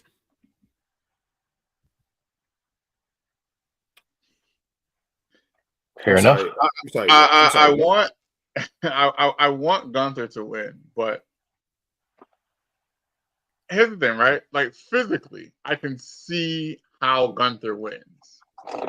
But in terms of booking, I don't know if you go forward with Gunther, at least not right now, not in this state. I think Gunther needs to. I don't know, because his reign has not been hitting. He needs to go back to his roots. And I know, but that was NXT and it's a different type of crowd. I get all of that, but that is what brought him to the dance. And like what he's doing or what he was doing during his reign, it just didn't hit. Now it could be a case of like where, all right, boom, so you're competing and you're in that top 1%. So because you're in that top 1% and you're just dominating everybody else, now you're finally in that top. You're now competing with the top 1%, and now you look like you're on the bottom level, like you're on the 0.9 as opposed to the 0.5 or the 0.3 of that 1%. I don't know. I feel like I'm losing people here, but if I am, he's right there. He's like right there where he should be. Like this is his competition, and he's not floating to the top of the competition. He's not like he's the cream of the crop, but he's not the best cream. I don't know. He needs to go back to his roots. So I think that Jay should win. Let Jay do his thing, and then when the yeeting goes down, maybe we put the title back on Gunther and we let Gunther be dominant. Like we let Gunther be dominant. We don't make him weak. We don't make him look weak, because I think that's part of the problem. The part of the problem is we made him look weak. He looked weak again in his first match against Damian Priest. I'll never forget it. He looked weak when losing to Cody, and then after losing to Cody, everybody, their mama was like, "Yeah, you lost your edge because you lost to Cody." Like, if we got let him lose, and let him go back to his wheelhouse. If you got to put a manager on him so that he has a mouthpiece, put a manager back on him. So put a manager on so he has a mouthpiece, because this hasn't been it. I do appreciate that reference there, Jeffrey. I just want to say, and please take the floor here, Rich Kings. He was never the same after he lost to Cody, and I don't mind them adding layers to his character. You were talking about a mouthpiece. I just wanted to throw out here, I think Gunther's. I'm not going to sit here and say Gunther is top 10 mic promo guy, but he's in such a position where he doesn't need a mic piece. He can just talk, and he's fine with that. I just think that they have to realize what they got and go back to their. You said, what was the thing? You said go back to not his origins. There was a word. He said his roots. His roots. I feel like that has to go to creative, not him. Creative, because creative lost their way with him. It was like they had a vision for him, and then I don't know where down the line where they just said, like, they just stopped. I don't want to say they don't care. That's not the word. It's just I don't know where they lost their way. That's all. I mean, so here's the thing: unless they have big brain 5-headed storyline telling where the whole thing, where they want Gunther to quote unquote lose his way, and then something sparks during his reign where he gets it back, then please hurry up with that title. Please hurry up with that storyline. Other than that, I hear what you're saying. Where it's creative that lost their way on it. I hear that. That makes sense too. We're almost done with night one, so please, Rich Kings, what is your thoughts about what's your prediction? I'm sorry, I said predicament. Prediction for this World Heavyweight Championship match. Before doing my prediction, so when Mark Wentz is talking about top or whatever percent, the first thing I thought was my guy EC3. I am in the top what percent? Remember that theme song? I remember. That was a banger. I'm not gonna hold you. That was a banger of a theme. That was an amazing thing back then. But honestly, my prediction of what's gonna happen tonight, not tonight, and they won, will be Gunther wins. Mm-hmm. I think what happens when you saw him, these things against Jimmy Uso, like bloodying him, just crippling him, it's turning a new page. So what we saw last year, and they like to say this a lot. So I'm listening to Triple H and a lot talk, right? So they're talking about this is the end of an era, starting a new era. So the end of that era, we're going to end the era of Gunther looking crap like garbage, right? That happens. Now let's go into this new era of him defeating him, Jimmy Uso clean, and start this new dominant era back again. So I think it's almost reinventing or going back to what was before. And I don't think that Gunther should lose. Now, what I would say to Shay's point was, Jake needs to fall on his face. This kind of reminds me a lot of Brian Daniel. What's his name? Daniel Bryan. When he had the movement, right? So it was like we want him to win so badly, but after a while, it's like, man, does he look like championship material? I don't know. So I'm a big Jey Uso fan, but at the end of the day, right now, seeing him beat Gunther makes zero sense. And what you're doing for the Gunther character, for him to lose back-to-back WrestleManias to Sami Zayn and then Jey Uso will be devastating. It just doesn't make any sense. So you tell me you have your first WrestleMania, but banger with a triple threat match. You follow that up by losing to Sami Zayn. Follow that up by losing your championship to Jey Uso. In that order, no, thank you. So I think what happens here is Gunther can recover from that. let Gunther win. Well, I mean, come on, you lose back-to-back WrestleMania to people that I don't think he would. Hold on. I want to say because what did you say, Gene? Excuse me? You don't think Gunther can recover from a Jey Uso loss? No, I think he definitely can recover, but it doesn't make sense when you think about the consistency of what we've seen in wrestling.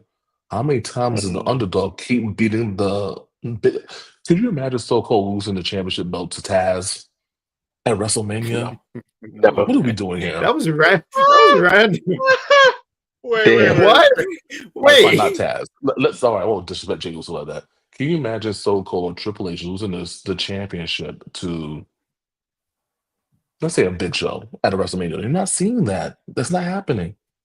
Okay, I love I love Taz, but like, why did we elevate Taz like that? Like, I love Taz, and I was confused. I do want to say, why did we elevate Jey Uso like that? He went from a European and Hardcore championship to now all of a sudden. But I do think the difference is that Taz is, because the thing is, like I said, I'm not a big Jey Uso fan. I'm not going to buy merch and all that stuff from him. But I say shout out to you because you got yourself over. I mean, yeah, hey, Taz squash Kurt Angle out there. It was, but that was really like the only thing Taz did in his WWE run when you think about it. And I know he had the Hardcore Championship. I do remember. Do you guys remember that Taz and Spike Dudley were WWE Tag Team Champions? I remember that. Yeah. But I just wanted to sit here and say, and shout out to I can't pronounce that name completely, but shout out to you. Thank you for being in the chat. Very much. We appreciate you. But the thing is, because you mentioned Taz, thank you. So you're better at pronouncing than I am. So thank you. But the thing is that Jay is over. I mean, that's the thing about him. Like I said, I'm not sold. It doesn't do anything for me, but I can't take away that he's over. And I do agree where the part where Shay talks about the part of she says, like, yeah, he's over, but then what happens next? Right? That's always the thing. What is the next Daniel thing? Bryan, right? Well, Daniel Bryan was over. I feel like with Daniel Bryan, here's the thing with Daniel Bryan, though. The thing with Daniel Bryan, for me, I think what really held him back was he got hurt. I don't think that was I don't think that's a fair comparison just because he got hurt. I don't even think he held the title long. He defended it once. I want to say once or twice on pay-per-view, and then he had to drop the title because he got hurt. So I don't think that's a fair comparison. That's all. Okay. Yeah, that's fair. Yeah, thank you. See, look, I can stump you. Look, I know stuff. Yeah, that's right. No. Did it happen? Did it happen? I just said that was fair. No. Well, I just want you to know I won. Keep going. No, I won. Just say, come on, say it. I won. We got Can we get this? What happened? I'm sorry, I can't pronounce this gentleman's name here, or this individual. I'm sorry. I said random, but what happened to a rematch clause? I mean, his name's Kev. Huh? Just call him Kev. His name's Kev. Kev. Okay, Kev. What's going on? I'm sorry because that's such a name, and there's many letters. Rematch clauses are still a thing. Wrestling has always been it's still rematch clause is still a thing.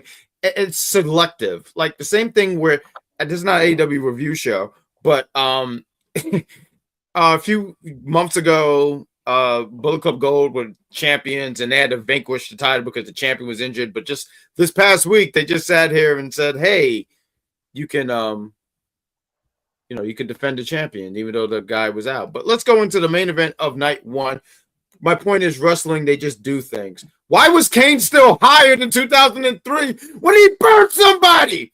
But let's get into this next match here. 2003, Kane was a menace. But let's get into this. We got night one, the main event. We have our tribal chief. Well, no, maybe your tribal chief. My tribal chief is Tamaloa. So how dare you? But no, we got Roman Reigns, Seth Rollins, and CM Punk in the main event. Honestly, this match is for the love of Paul Heyman. Paul Heyman of love, if you will. And I'm not gonna lie. If you ask me what was better, season 1 or 2 of Flavor of Love, the one with Boots. I loved me some Boots. Boots was fantastic.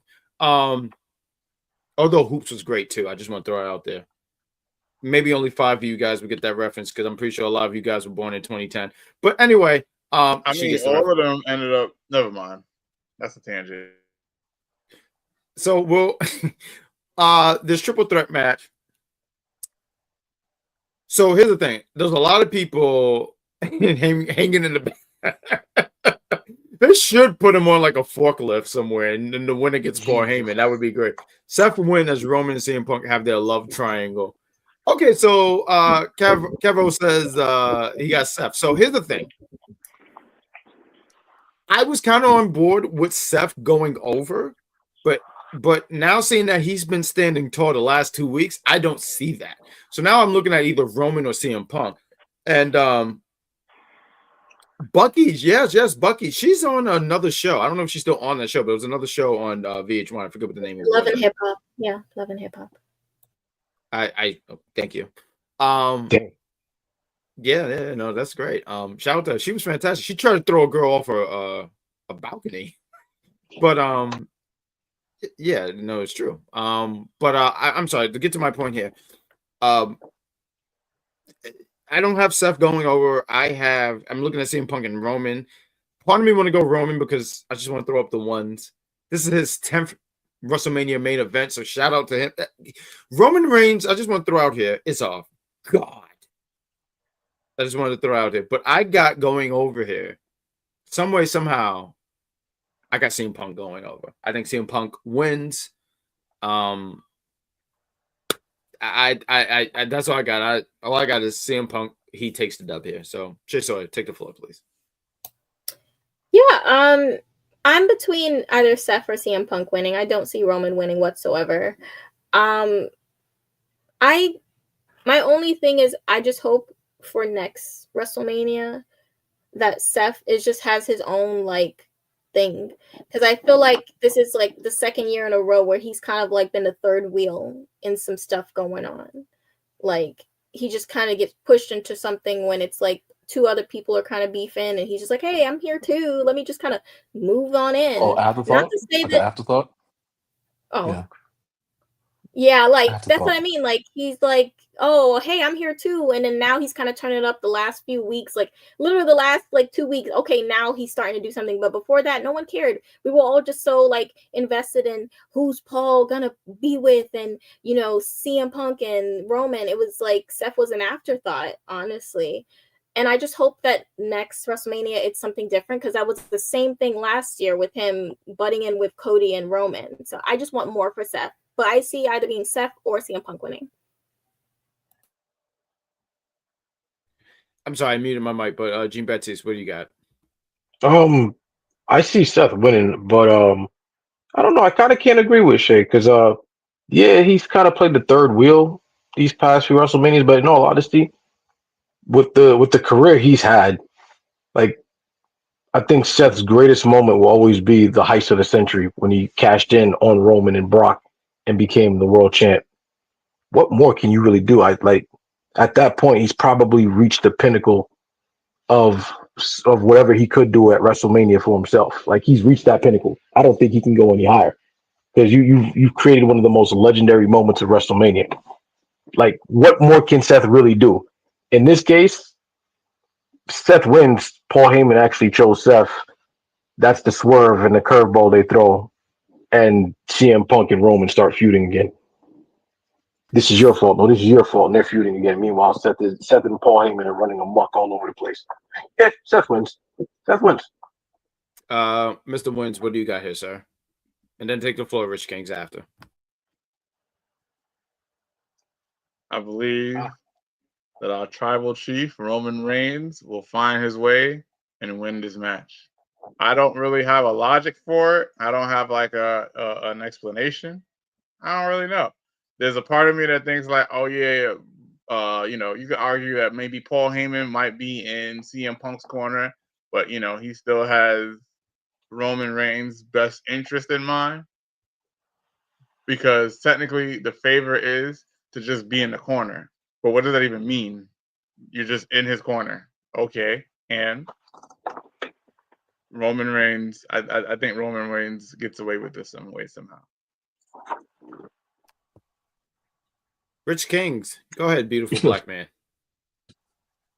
You kind of stole my thunder, Mark, because I was going to say that I think Roman wins, and I also think it's because of what does that corner thing mean, right? So I think back, I was going back in time, like I usually do with my analogies. So think about WrestleMania 2000, right? I'm McMahon in every corner. What did that mean for The Rock? It didn't mean that Vince McMahon was really in his corner at all, right? He got screwed. So at the end of the day, I do think that Roman pulls us off with the help of Paul Heyman, and then we move on. Okay, that is interesting. I'm not gonna hold you. I didn't think I do appreciate that reference, by the way. But no, I didn't even think of that in any kind of way. So that's interesting. So let's get into night 2. We want to thank you guys. I know we are an hour and some change into this. I mean, there was a lot of conversation and stuff like that, but we do appreciate you guys just joining in with us and talking about this thing called wrestling. I don't see Roman Reigns winning because there was some stuff saying that he was going to taking a less entertainment role. I did see about that. I think this is more after his contract ends next WrestleMania. Yeah, I don't know the duration of it, but yeah, I did. Like how you was pointing out, like he did say that. They put it out there. It's next WrestleMania. His contract's up. So he should have held the title until next WrestleMania, and then he should have retired with it at next WrestleMania. Let's get into night 2. ShaySawyer, I'm going to give you the floor first here, madam. So you don't have to be nervous. Well, it's a triple threat for the women's championship. We have Io Sky, Rhea Ripley, and Bianca Belair. It is a women's triple threat match. ShaySawyer, please take the floor first. Who you got going over here? I think it's going to be Io Sky. But I think if someone else was to win, it would be Bianca, because I didn't consider her that she has a reign. Like, she has a streak going with WrestleMania. So I can consider that. But at the same time, I just think that it's been Bianca and Rhea kind of butting heads so much that they're kind of underestimating and not even giving thought to Io, which I think is going to leave kind of an opening for Io to get the win. And I think Io deserves it. Io is fantastic. It doesn't take away from Bianca, doesn't take away from Rhea. They've had their wins at WrestleMania. I just think this definitely will be Io's year for sure. Rich Kings, I'm gonna throw it at you. What you got going over in this triple threat, sir? Yeah, actually Bianca winning. So I think like when you think about the singles run we haven't seen one in a while, and I think that with the recency bias, so I think that we just saw Io a year and a half ago. Rhea's always going to be in a picture. She's like, I appeared, I'm here. I'm in the main event, right? So I think like when there's a potential fuse that we could see with the championship with Bianca and those females on Raw that we haven't really seen in a while. So I would love to see Bianca have it, go with some fuse and keep it moving. So I think Bianca's actually going to win this match, but we'll see. All right. Jean Baptiste, sir, the floor is yours. It's hard to say because Io Sky has really been the third wheel in this whole entire feud. And I kind of felt that way when she first won the women's championship. I'm just like, her being thrown in the mix when it should have just been Rhea and Bianca. There you go. And then I don't think Bianca would win because I just realized something. Isn't Bianca SmackDown? Yes, she's not on Raw. You're right. Yeah, so I unless it's a swerve and Bianca's just coming to Raw, I don't see her winning. I think Io takes it. Io definitely takes it just because she's the underdog that nobody's really keeping an eye on. So yeah, Io takes it. When has that mattered recently? Who's on what pay-per-view? Who's on what channel? I don't know. I feel like that's the swerve where everybody. I'm It's sorry, still a Rich. thing, I guess. I'm sorry, Rich Kington's so great because, like, he'll hear an opinion, be like, "What are you talking about?" He flat out says, "Like, why are you?" Why? I know. Listen, Gene Baptiste. They definitely do care. Listen, no, Gene Baptiste. I was trying to defend you. Please. Now I lost my train of thought. I'm sorry. Go ahead, Rich King. Dominate him. No, it definitely does matter because I remember with the whole Netflix deal and shit, they wanted certain stars on Raw for whatever reason, and I remember reading the articles about that. So yeah, that definitely does make a thing. It still happens and matters. I think it plays kind of a part in it to a degree because you're like, well, this person on another show, but I'll say my thoughts. But Mark wins. Who you got going over here? So as I'm listening to everybody's predictions, I'm going through this whirlwind of thought, right? Because You must have Rich a headache. Kings, no, Rich Kings makes a really interesting point about when does who Russell where actually matter?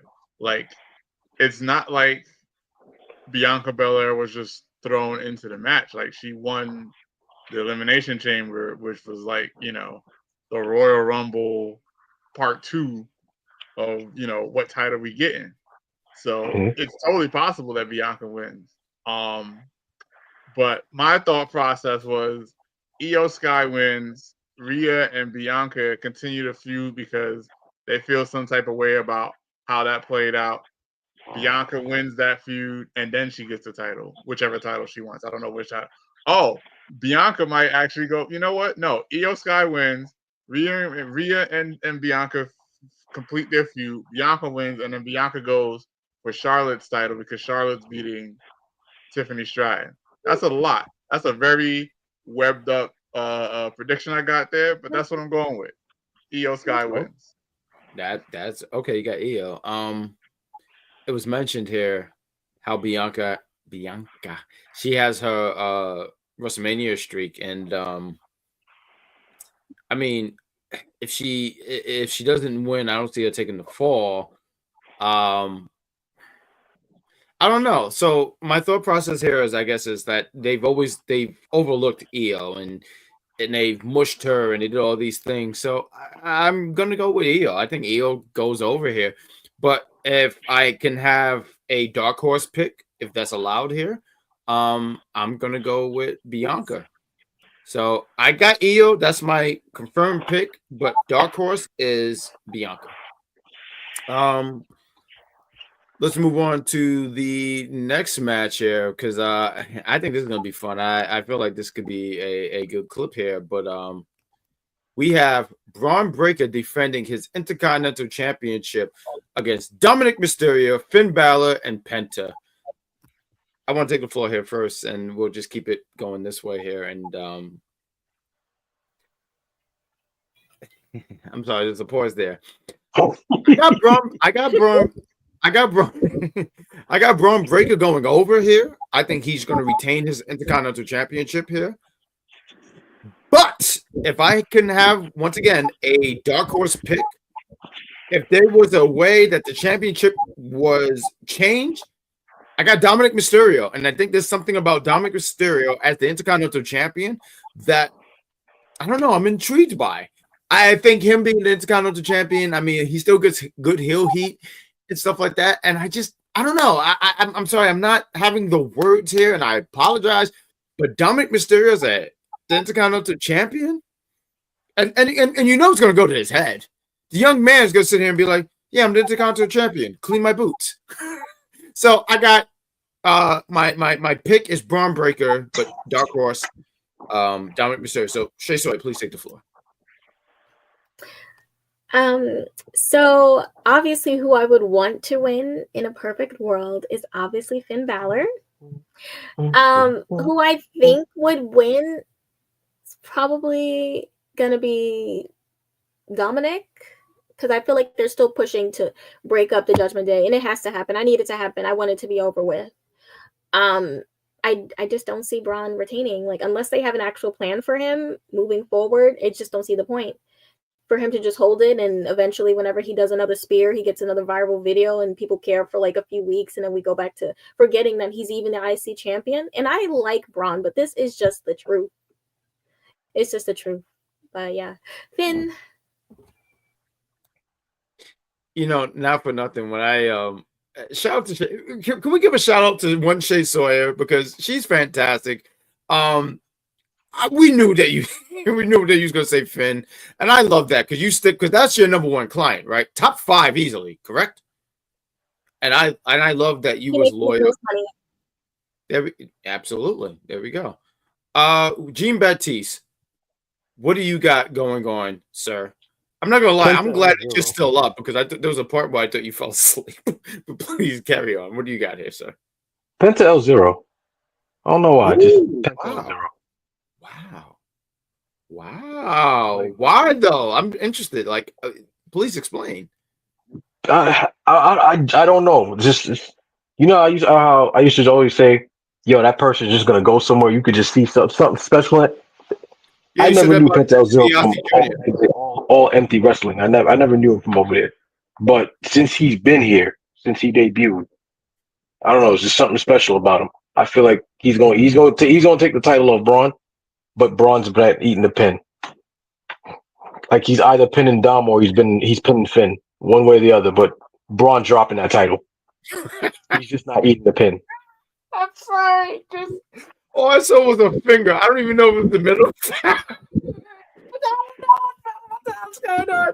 No, you're putting bad energy on Finn. He's not taking the pin. I'm do that. You're putting bad energy on him. I'm not putting bad energy on Finn.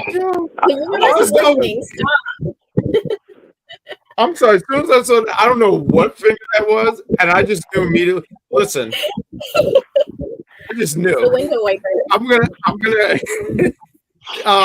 Rich Kings. Oh, he wants to talk. I saw that head shake.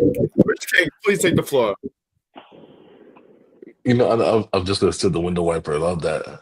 Listen, it's not surprising. Me and Sawyer are on page here, and what about Finn Balor's me? gonna win this match. First of all, we're on page sometimes, but no. But listen, Penta can't even sell a Mexican destroyer. I don't need that man being the damn IC champion, all right? So if you could have sold that with a frog splash, do I think you're gonna win the damn? No, we're out. We can't do this over here. So listen, Finn, I don't know if you saw it Raw, but Finn did his little thing on Monday when he did his entrance. They didn't have it on the Netflix thing, but I think they had it on like a clip on. Yeah. Okay. Yeah. But please, I'm sorry. I didn't mean to interrupt you. Please take the floor. Yeah. So the aura's back. He's free for the stain of the Judgment Day. When you're doing these things that we're teasing, we were doing teases, right? We need to see the reality. We don't like strip teases. We want to see the real stuff. He's coming. Finn Balor wins his match. Dom, listen, he can't win. We see what Chelsea Green is doing. We really see people that can't wrestle having championships belts. It's not successful. Listen, it's not it. We don't want to see this again. We don't want to see this again. So, I'm sorry. Rich Kings, what is happening here? What did you just say? What are you talking about, Rich Kings? Please. Rich Kings. Unbelievable. Chelsea is doing fantastic work. What are you talking? No. You go back and forth. No. She is not. No. You don't do that. Jeffrey, don't do that. Don't do that. Don't side with bad behavior. Right now, this is giving Fraud City Rey Mysterio. I don't like this. But we're gonna give you the floor. Mark wins because unbelievable. So I'm sorry, your pick is you got Finn Balor? I'm sorry, I just wanted to be sure. Yeah. All right. Yes. Well, you don't have to yell at me. Damn. I can't believe it. Mark, your friend is yelling at me. Please take the floor. So I have 2 predictions. Well, we don't have that kind of time. No, I'm joking. Prediction number 1. Braun Breaker keeps the championship. Now I hear his Intercontinental Championship reign has been mid. We only hear about him when he spears somebody through the roof. Understandable. I 20 miles per hour. Yeah. I still think Braun holds the IC championship. I could see Dom winning it. Dom was the only other person I could see winning it, actually. But I'm saying Braun wins. My other prediction, Finn Balor gets dominated and eats the pin. Whoever wins, Finn Balor is the one that eats the pin. Because I swear to God, every other time I see this guy on the TV, he's getting pinned. He got pinned in a ladder match. $10. Penta. He just beat Penta like last week. He just needed him. And I didn't see it. He got pinned. Okay, he got pinned in ladder match. He got pinned in It ladder match. By somebody that can't do that. didn't happen. Hold on a second. We will not take that. We will not take that. We will not take that. We will not take that. We will not take that. We will not take that. I just want to throw out. I see Finn Balor on TV, on a TV screen. He's getting dominated. I just want to throw out here. I don't know where Mark is getting any of this. That's what I'm saying. Every time I see First of all, let me help you. dominated. So you're a casual. So when you're casual, you kind of miss a few things. So when you're casual, you miss a few things. That's what happens. Number two. I agree with that. I agree with the fact that I'm a casual and I miss a few things. But I saw this guy interfere. I saw him interfere in a match with Gunther, dominate twice. I saw him lose. I saw him get pinned in a ladder match. I've seen a lot of this guy, like I said. And look, he beat Penta last week. Cool. He beat him in a tag match. Yeah. I'm not when he got pinned in that ladder match, did he lose? Did he get the pin count? So he was going against somebody that was special needs. They were unaware. It's the same person who was in the women's Royal Rumble. So we treat the special needs people a little differently than we treat adults and regular people. That's number one. Number two, you're a casual, and sometimes we see things, and we see things only on occasions. And on occasions, like everybody else, you lose. Now let me help you out again. No, but here's the thing. He does not. What are my occasions? My occasions are SummerSlam. My occasions are Survivor Series. My occasions is Royal Rumble. My occasions is WrestleMania. These are my occasions. And every time I see him on these occasions, hold on. Every time I see him on these occasions, I just went on Cage Match. I just went on Cage Match, and Finn's win-loss record is 64% wins, 35% losses. Thank you. So thank you. There we go. Okay, so. Oh, that's dominated, cool. I guess. Well, wait. Hold on. Let me do the whole program for Mark. Cool. Hello, how you doing? I see him. Listen. Every time. What do you? I'm sorry. I gotta reel it in. Who do you got going? I'm sorry, because we have a few more matches, so I had to bring this in. My pick is Braun. My pick is, like I said, 2 predictions. Braun wins, and no matter who wins, Finn hedging his bets. I'm not hedging bets. Those are my 2 predictions. My prediction is. Go ahead, finish. Yeah, those are my 2 predictions. Because, like I said, I predict that Braun wins. If he doesn't win, cool. But but Finn is eating the pin. Those are my predictions. You have to keep risking, Jeff, because you never know when it's tax season. You think you're so clever, Rich Kings. No, that was really good. I don't know what you're talking about. Well, I'm talking, so please. The very next match we have here. I'm sorry. So help me out here. I know they're having a match. It's supposed to be a Las Vegas street fight. I'm gonna say. Yeah. Damian Priest. It is okay. Damian Priest against Drew McIntyre. Look, I know WWE. They love Damian Priest, and no shade. You like, and that's how I know I've been working with Miss Sawyer so long, because I don't say no shade, but nonetheless, I know that they like him. But I feel like Drew McIntyre needs to get his win back at some point. This dude has been getting creamed by this guy for 3 encounters. WrestleMania, he beat him. He beat him in Money in the Bank, and what was that show? They were in. Thank you. Yes. When does Drew beat? Is this becoming what? So I didn't watch ECW growing up, but I learned some of the lore here, right? So Tommy Dreamer and Raven had a bunch of matches, and Raven would just fucking smack Tommy Dreamer's ass every chance he got. Eventually, Tommy Dreamer did get on. But for the most part, Raven just systematically dominated Tommy Dreamer. I don't need it to be like that. I think Drew McIntyre needs to get this win. I think we need to put some fire and some steam in Drew McIntyre. I have nothing against Damian Priest. I want that to be clear. But I got Drew McIntyre going over. So I'm going to give you the floor first here, Rich Kings. What do you got here? You know, when I look at the WrestleMania card, right, I try to say which match does not belong.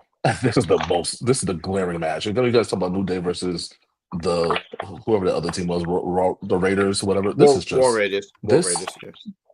just something that doesn't belong. I don't see why this is a WrestleMania match. I don't see why we keep pushing Damian Priest. I'm just out. Like, to your point, I see. You asked me whether I agree with you. I'm agreeing with you right now. If Drew McIntyre does not win, I think we need to riot. He needs to get out of here. Like, what are you doing to my character? Like, you are besmirching me. Like, what are you ring up before? Besmirch. You are besmirching me. I refuse to lose to these type of people. So yeah, Damian Priest should take the L. And listen, because you can't listen. Drew McIntyre went from a Hell in a Cell epic match with CM Punk to feuding with this guy, and I lose to you at WrestleMania. Let's make it make sense, people. It's a no for me. As a matter of fact, I think I said it in my little mini rant here, but like, I feel like a year ago when you had Damian get the win and he cashed in his money in bank, fine, whatever. I feel like, okay, let's rewrite when we retell this, or not retell, but as we tell the story, Drew needs to get his dub back because I don't know what's going on. Why does this guy have his number in his phone? It's ridiculous. Jean Baptiste, what do you got for this match? I love Damian Priest. I really do. Big Damian Priest fan. But I gotta agree with Rich Kings when he said this match don't belong in the card. It don't belong there.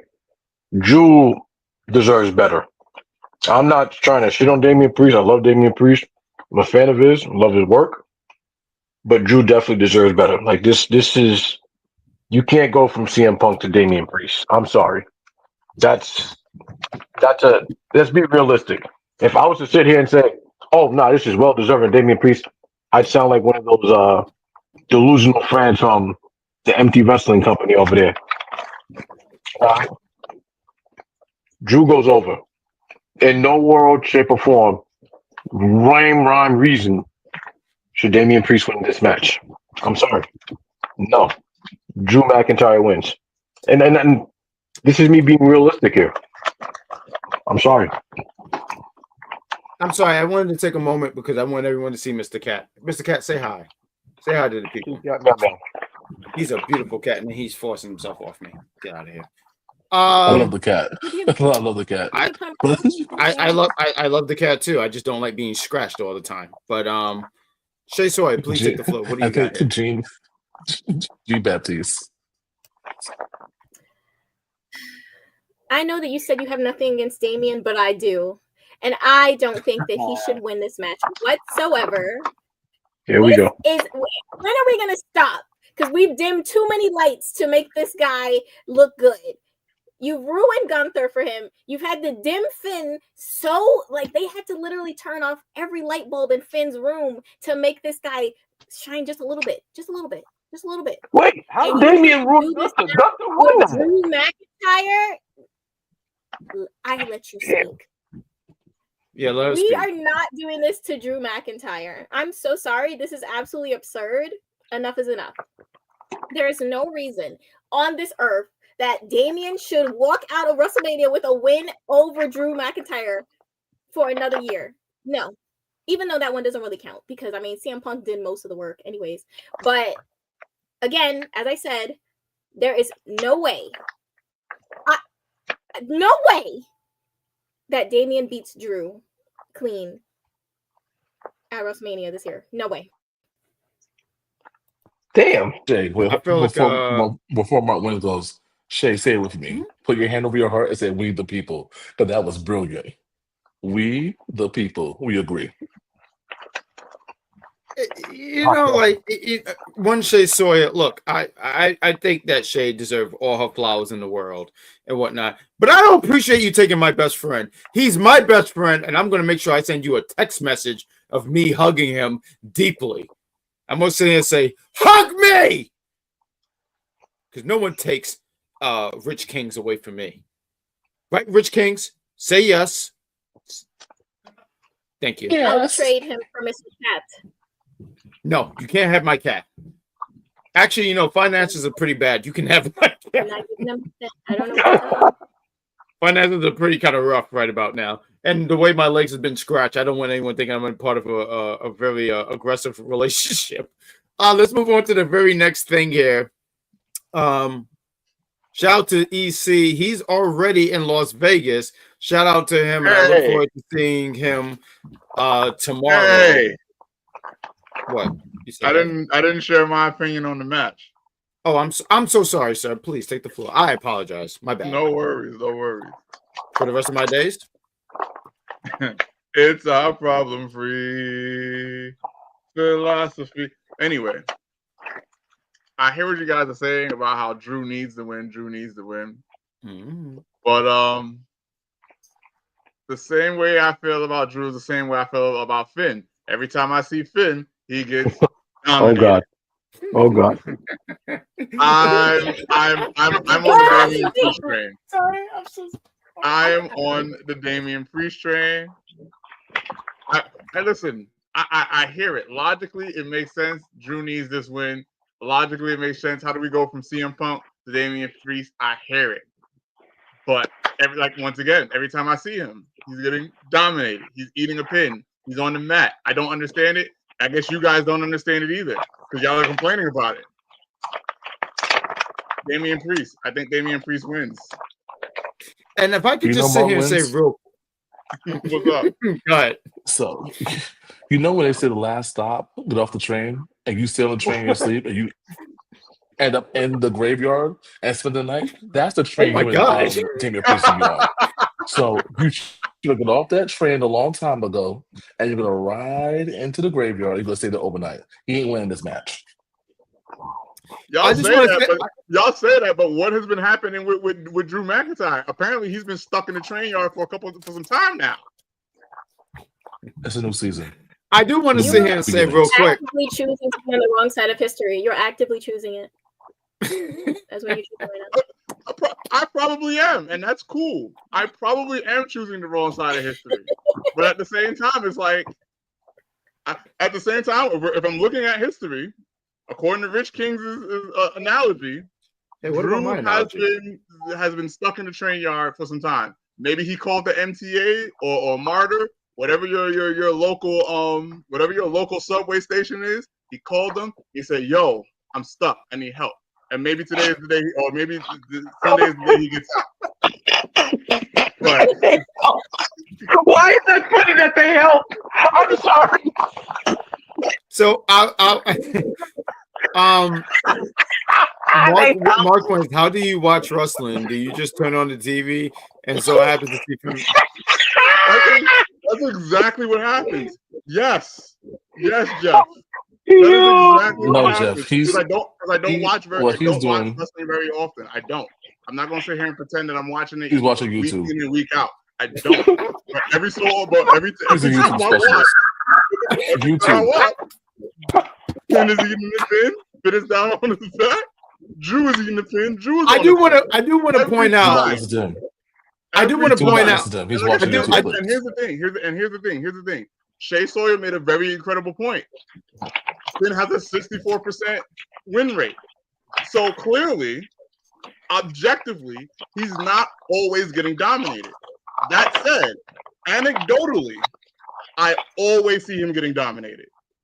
Why do you want to use the word? You have to take YouTube the objective TV does not over count. the anecdote. It does not. But listen, don't do that. No. I have a free trial with YouTube TV. It does count because that's how I'm watching NXT at the moment live. So don't do that to YouTube TV. Because I'm not trying to pay for that $84 a month because that is ridiculous. And I'm very, very poor. So what he's doing is we watching clips and he's watching the same clips over and over, and it's not fair to our guy's narrative. Well, I We will mean, not look, stand for honestly, this. if I'm being honest, like I think Mark is saying you can't eat that. You're a cat. I think Mark is saying some great things here. He's been watching NXT and he saw how great JC Jane is. So please, I don't want to hear anything what you guys are saying. I'm not interested at all. I Right, take back Mark? my Rey Mysterio claim. I also Rey like Mysterio's not a fraud Jada. anymore. I also like Jada Parker. I hope she wins. I know this is not an NXT prediction show, but I hope she wins the match that she's in. There's a championship match. I hope she wins that. See, there we go. Mark knows what he's talking about. He's been hanging around me, so clearly his knowledge. Except for the matches people are in. I don't like your tone of voice. We're gonna move on to the next match here, and I said this earlier. I know we're 2 hours in, so think. What the fuck are you doing? I'm so sorry. My cat is just ripping paper. So let's get to this match. I do apologize about that, but we have this match. We have AJ Styles going against Logan Paul. I just feel like this match they're going to complement each other. I don't even have a whole lot of words here and stuff like that. I know for a lot of people, Logan Paul is not their cup of tea. I get that. But I just think that these two are going to deliver in a way. And I look forward to seeing what they can do. So for me, I would love for AJ Styles to win. I feel like he loses a little bit too much for me. And I just like AJ Styles. I would like for AJ Styles to get the dub here. I'm sorry I'm not having all the words and vernacular here for it. But I'm going to go with AJ Styles. I think AJ Styles should get this W here and beat Logan Paul. But I think it's going to be a phenomenal match. So no pun intended. So, Gene Baptiste, I'm going to start with you. What do you think? What do you got? This is going to be one of those matches that end up in the Hall of Fame 20 years from now. Oh, It's wow. like you know how this year they got, I think, Stone Cold versus Bret Hart. That match is inducted in the Hall of Fame. This match is probably going to be one of those 20 years down the line. Complimenting each other is not the word. Like Logan Paul, the person, is an asshole. Logan Paul, the wrestler, I gotta give him his flowers. He respected the business. He trained. He do his thing. Like he's gonna make a WrestleMania moment. Like him and Ricochet, when those two collided, that was something insane. I feel like we're gonna get the same in this match versus AJ Styles. AJ Styles is gonna take it because literally right now with Logan Paul, it doesn't hurt him that he wins or loses, and he can lose from now till 2035. Nothing's gonna happen to him. He's fine. He can hold that L. Mark Wins, what do you guys say, sir? I have to keep my logic consistent. It saddens me to say, I want AJ Styles to win. But do you want to? But if I'm sticking with my logic, every fucking time I see AJ Styles in a WWE ring, Jesus. he's getting dominated. I'm sad. It hurts me to say that. It does. It hurts me to say that. I am an AJ Styles fan. AJ Styles is number one. AJ Styles is my number one favorite wrestler of all time. But he's getting dominated. When I see him in a WWE ring, he gets dominated. Logan Paul wins. It hurts. That hurts me to say that. But I gotta stay consistent with my logic. I have to. It would be disingenuous for me to sit there and be like, Finn Balor gets dominated. Drew McIntyre gets dominated, and then be like, "Oh yeah, but AJ Styles is gonna win." No, that's disingenuous. That's disingenuous with my own logic. I hope I'm wrong. I hope I'm wrong. But Logan Paul wins. Yo, I would like to go next. I would love to go next, actually. So I'm not gonna let the host decide. Before we did this, right? Mark Wiz did this. So I said, this guy's crazy. I can't wait to provide him the facts. But his eyes, the YouTube clips don't tell him lies. So I love facts, right? He has not won a PLE say it with me, class. Since 2022. He ain't winning this one either. Logan Paul is going to beat him, and it's going to be a great match. I'm not sure for me in class. The match is going to be a great match, and AJ Styles going to lose again. The losing streaks at pay-per-views are going to continue. He has not won a pay-per-view since 2022. That's a disgrace. And just overall winning percentage, since he's your personal goal, he's your favorite, his winning percentage is worse than Finn Balor's. It's a 59% winning percentage. Shay, tell him the facts again. What is Finn Balor's winning percentage? Can I get a Hogan? Okay, let me just pull. Let me just pull this I up. think it was 64 Okay, so, point change. it's 64% wins. It's 64% wins, 35.1% losses. Yep, that's it. Mm-hmm. So in that case, Court, AJ Styles has been losing a lot, and his winning percentage isn't as good as Finn Balor's. But he's been getting dominated. Okay, first off, that was terrible. No. I don't want you to talk. So first off, you're not even wearing a very cool hat. Like, I'm about to just right now just show you off right now. Boom. So like, what does it even matter? My hat can do that too. If you want to do that, it could do that too. What's next? Don't you compete with me? Admittedly, I've already won this battle. But you know why I won? Because that's all I do. But carry on. What was you going to say? No. In all reality, I do think it's going to be a great match, honestly, but I don't see how AJ Styles wins this match against an upcoming rising star as Logan Paul.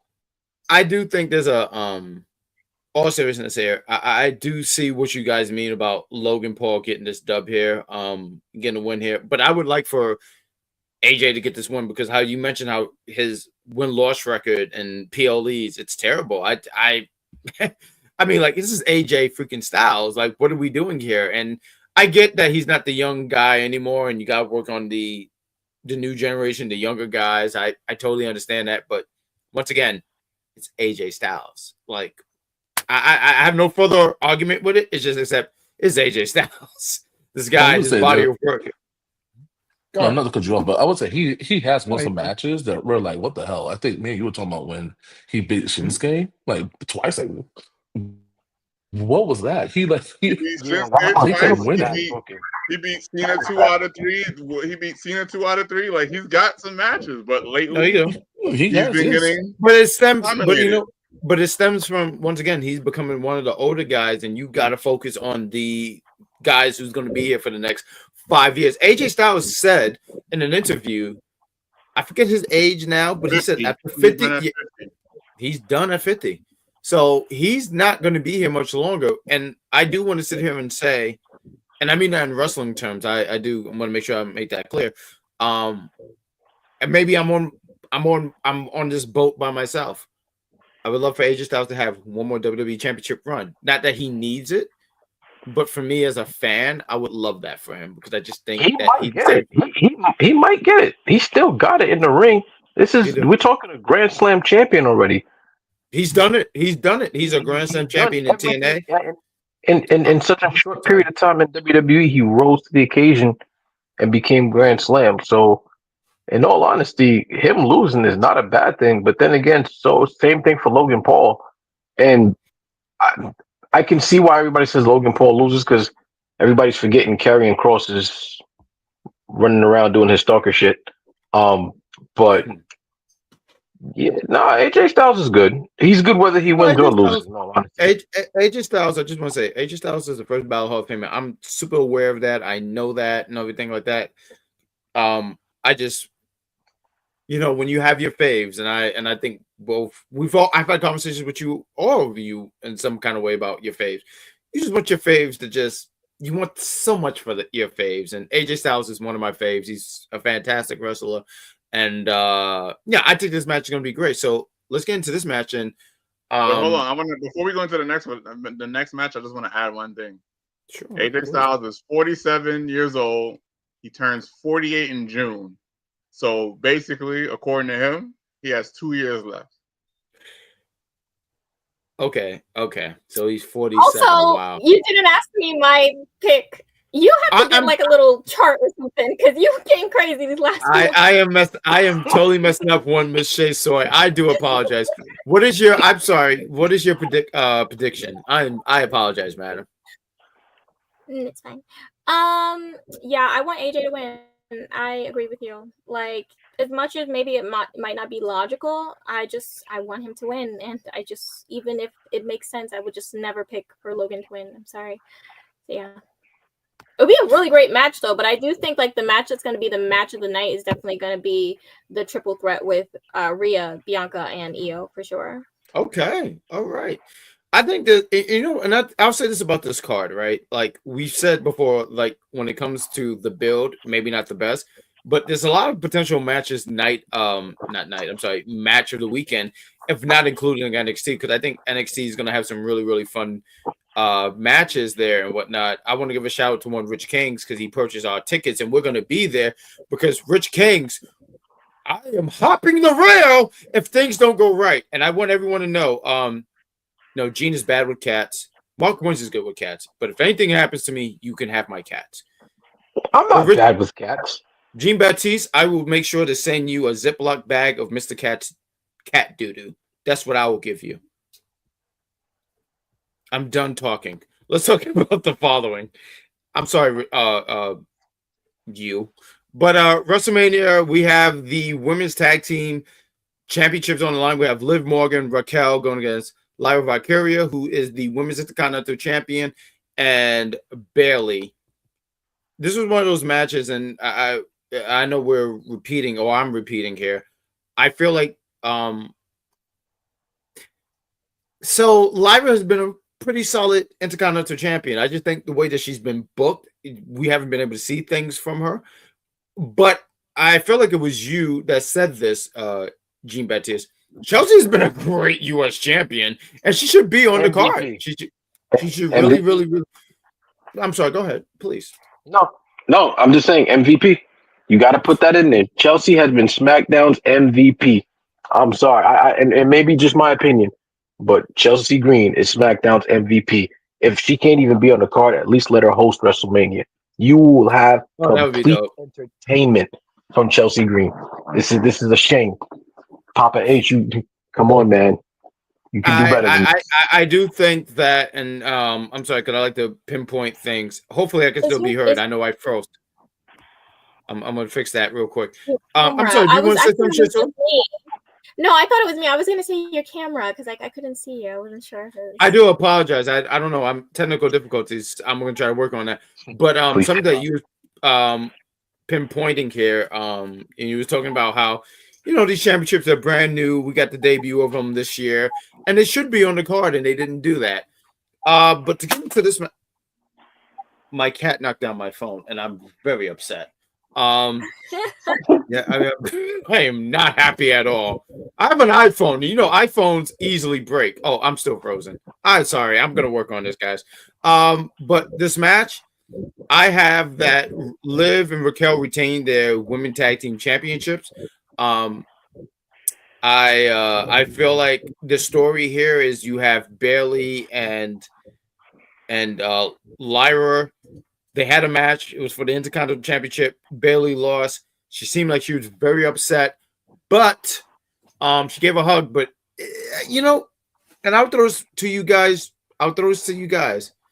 Bayley, I think Bayley's fantastic, but her babyface run, it seemed like she just needed a change of character. So, who do you got being the champion? Who you got winning this match? And do you feel like Bayley needs a change of scenery? So, ShaySawyer, I'm going to give you the floor first. Yes, I definitely think that Liv and Raquel are retaining. I don't see why they would lose. I think that the only reason they did this with Bayley and Lyra is to push forward their feud, which will be Bayley more than likely turning and going after the title again, even though she lost, but that only makes her stronger. Yeah, I don't see Bayley and Lyra winning. It just wouldn't even make sense, to be honest. Oh, okay. He'll be back. While he's there, I'll take the floor. Raquel and Liv retain. They're not losing. But Bailey turning. Didn't she just come back as a babyface though? I know this babyface run sucks, but I feel like if anybody needs a swift kick in the pants right now, it's Laura Valkyria. I would rather see her turn heel. I think I'd rather. I want to see what that would look like because I'm not. I don't want Bailey to be another Big Show. Like, hey, I'm face. Hey, I'm all right. I'm heel 2 months later. All right, I got injured. I'm come back. I'm a babyface. Hey, I'm a heel. Nah, f that. Give me something fresh. Let me see Laura Valkyria turn heel. Um, Rich Kings, you up? What you got? I don't like that angle at all. I do agree that Liv and Raquel retain, but if like let's say Laura turns on Bailey, that could start a little feud with them. Because isn't she the champion on Raw for their mid Mm-hmm. tier belt? So I think that'll be something good to see over there. Because and plus Valkyria, she's just stale to me anyway. Her character, her face, everything. This is awful. So I think that it just needs a restart. And I think her feeling with someone that's experienced as Bailey will be beneficial to both. So I can almost see like almost like how that like a little backstabbing kind of thing happened in the match. So right in the end of the match, right or like somewhere where it's like a turning thing. How was that Ronda and Shayna Baszler kind of situation? So yeah, I think it needs that kind of push. Like, we need something that's unpredictable at WrestleMania, right? Because we kind of get that, and we haven't really said anything that's unpredictable so far for some kind of switch or a turn for most of our predictions. So I think that will be good, and it will add some flavor to that match because they do need some more heels on Raw that are females that are actually good at being a heel. So we'll see what happens next. So before we move on, just the question I want to ask because you said so. You made a great point. You said Laura Valkyria is definitely stale, which I completely agree. You don't think she would benefit from having the heel turn rather than Bailey? No, I think Because that right she now should turn on Bailey. I feel like you. she should turn on Bailey and be that heel that we need because at the end of the day, we Oh, already know okay. Bailey could do it, right? So we need somebody that first heel turn, that person that could carry and match with you. I think is a great test to have it with Bailey, right? Somebody could carry the whole storyline along with you. You need a tag team partner to do that kind of stuff with, right? So that will make the most sense because she has experience in that realm. Now, should she Bailey beat her eventually down the road if that were to happen? No, I'm not saying that, but she needs a switch up here. I agree. I completely agree. Mark Wins, take the floor.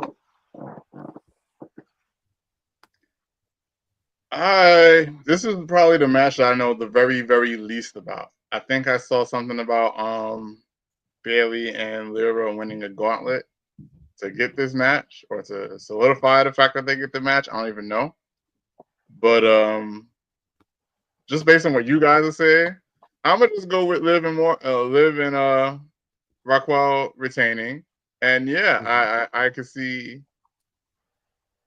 I guess Bailey or whoever turns, right, in terms of Bailey or Lyra, it needs to be an epic turn. It needs to be something like, I don't want to say hilarious, but it needs to be mid-match. The turn needs to be mid-match. It can't be at the end of the match where like, oh, we lost and now we turn. Nah, it needs to be one of those mid-match turns where like we reach out our hand and then when they go for it, psych, forget this, I'm done. You thought stuff was sweet. It needs to be one of those, or maybe somebody just leaves mid-match. They just leave. They're like, you know what? I'm over it. I quit. Maybe you can win the titles, and then if you want to be Venom, cool. Other than that, I'm good. But yeah, I'm gonna just go with y'all because, like I said, this is the match I probably know the least about. I'm gonna go with y'all on Liv and Rickwell retaining. Well, in this case, Okay. I feel like turning mid match would be terrible because you kind of rob the WrestleMania fans. Like you got some big talent in there in Bailey and Laura Valkyria. They wrestle their ass off. Liv Morgan has been crushing it all of 2024, coming into 2025. Raquel being by her side has boosted her stock a good tad bit just by rolling with Liv Morgan, and they've been cool as a tag team, and their skits backstage is hilarious. So they're definitely people you keep your eyes on, but you can't take away from the fact that Liv back then to Liv now, her wrestling's improved greatly. She's a great talent in the ring. Bailey's amazing. Laura Valkyria is amazing. And Raquel Rodriguez just keeps getting better and better and better and better and better. I say if the turn's gonna happen, it needs to happen at the end of the match. Let the folks see these ladies perform. They earn their spot. They earn their rights. Let them do their thing. Let them kill out. Let them get a chance to at least be memorable. You know what I'm saying? But with that being said, Bad Guy Jack, let's move on to the next match. What we got coming up? Ooh, someone is becoming a podcast. I like how you cleaned up. I do apologize about my technical difficulty here, folks, but fantastic work here, Jean Baptiste. I sent you in the mail your birthday cake. You like coconut cake, right? Of course. It's amazing. It's my people. I didn't know you liked that. I thought I was the only person in the world that liked that. I don't have a graphic for it, so let's talk about it. Randy Orton, he's going to have a match at WrestleMania, and it said it's going to be an open challenge match. To me, I feel like it should be Nick Aldis. I feel like the story is right there. We don't have to complicate anything, but now I'm starting to lose faith in that and not thinking it's going to be Nick Aldis. So I'm going to still with my prediction, I'm going to still say it's Nick Aldis and they have a match, and Randy Orton wins. Randy Orton's going to win this match. I think if it's Nick Aldis, I think what a cool way to debut in the ring in wrestling. Oh, WWE, I'm sorry, in WWE. Your first match is at WrestleMania? I'm going to go stick with Nick Aldis. I don't think it should be Aleister Black. Because like I'm hearing it's Aleister Black, Rusev, and I think someone said Penta. There's a thing going on online, and they're doing bets. Someone said Triple H. Which is right. I'm so serious. Like, I'm not even trying to be funny in any kind of way. But some people think it's Triple H, who is retired. With a Someone said Ric Flair, who is 70 years old. And it's just like, but not retired. Is he retired? We never know if he's retired or not. Ric Flair can sit there and claim he's retired. Listen, and you know what, Mr. Blue Shirt, I hear you, and let me tell you, I wish I didn't hear any of that because I wish not to see any of that. I'm not gonna hold you. Like I don't want to see that. I just don't. Randy's face, Vacant. Come on, I would love for Vacant, who is the greatest superstar of all times in professional wrestling. People talk about Lou Thez and Wu McDaniel. Vacant is easily top 2. And I can promise you, he's not 2. So please, if you think he's number 2, I don't want to listen to you and you drink Diet Sprite. And I don't know if there's anything wrong with that, but I'm going to make it a thing. But, yo, you are crazy. I am very, anybody who wants to be friends with me are just as crazy. So I just want to throw that out there. I do think. Can I go first? Sure, why not? All right, go ahead, take the floor, Mark. Who'd you pick for his opponent? I already said. Okay, look, my camera's working now. I'm running this party. Please stop it, hoodless, sleeveless hoodie guy. Look at them guns, though. Look at them guns. Oh my God. Do like that. Do that real quick, Jean Baptiste. Goodness. But go ahead, Mark Wins. Please take the floor. So I just looked at the SmackDown the SmackDown roster, and the name that stuck out to me is Shinsuke Nakamura. Now I get it; he's been doing nothing, whatever. That's the match I want to see.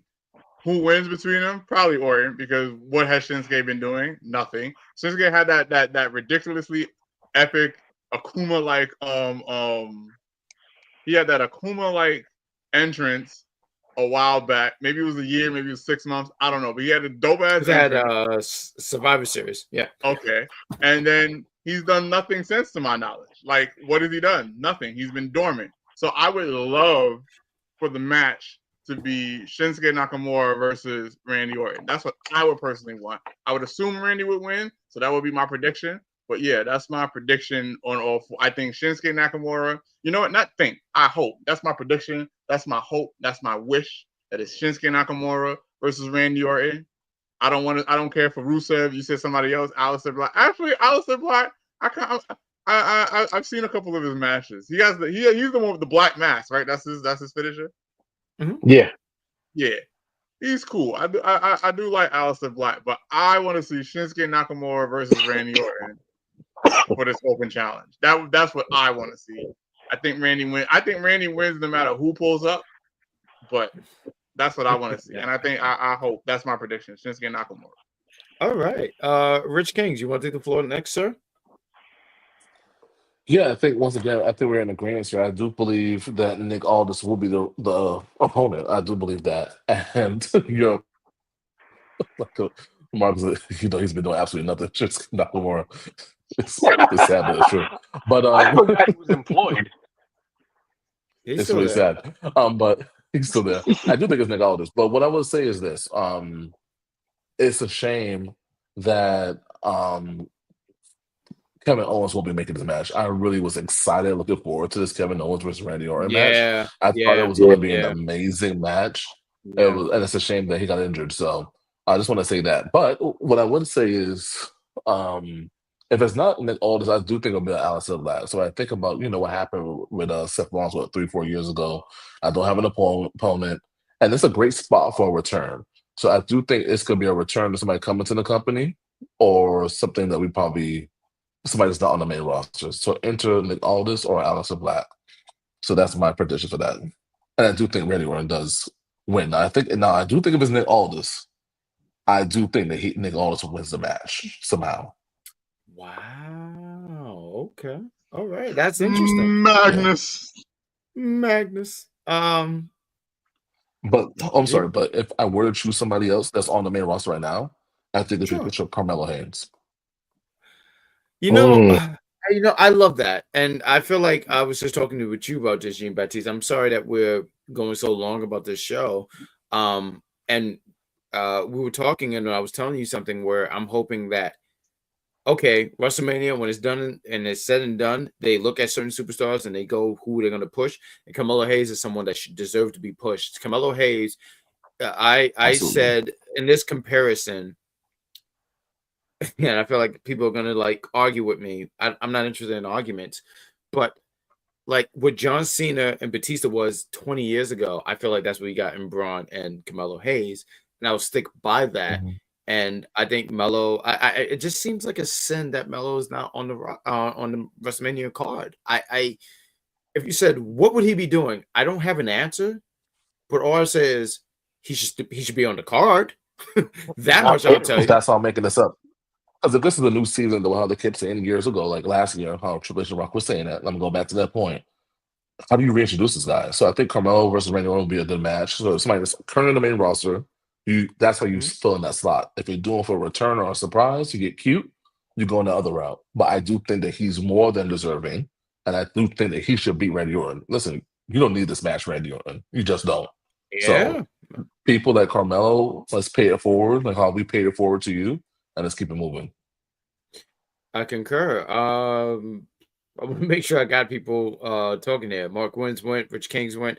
ShaySawyer, please take the floor.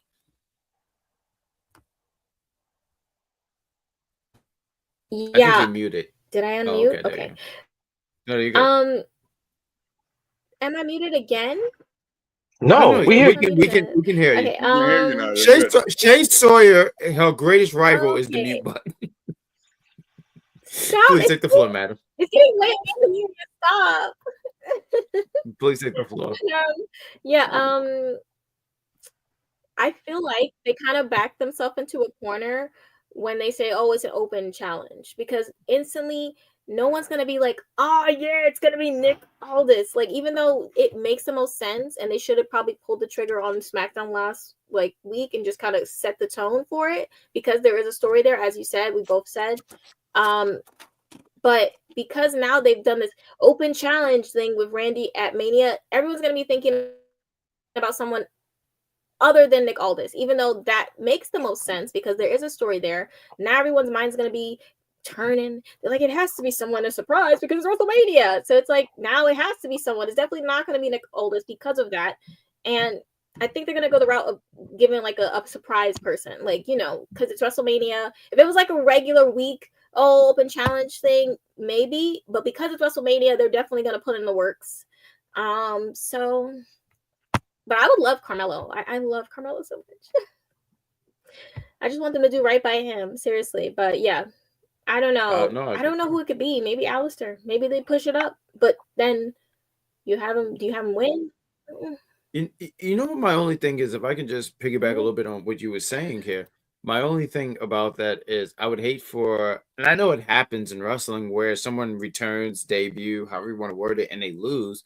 But I was just wouldn't want, because I just feel like Randy's going to go over, and I would hate for if House of Black came back and he lost to Randy. And now, granted, if he lose to Randy, oh man, they already buried Aleister Black. No, I don't think that at all. I have a functioning brain.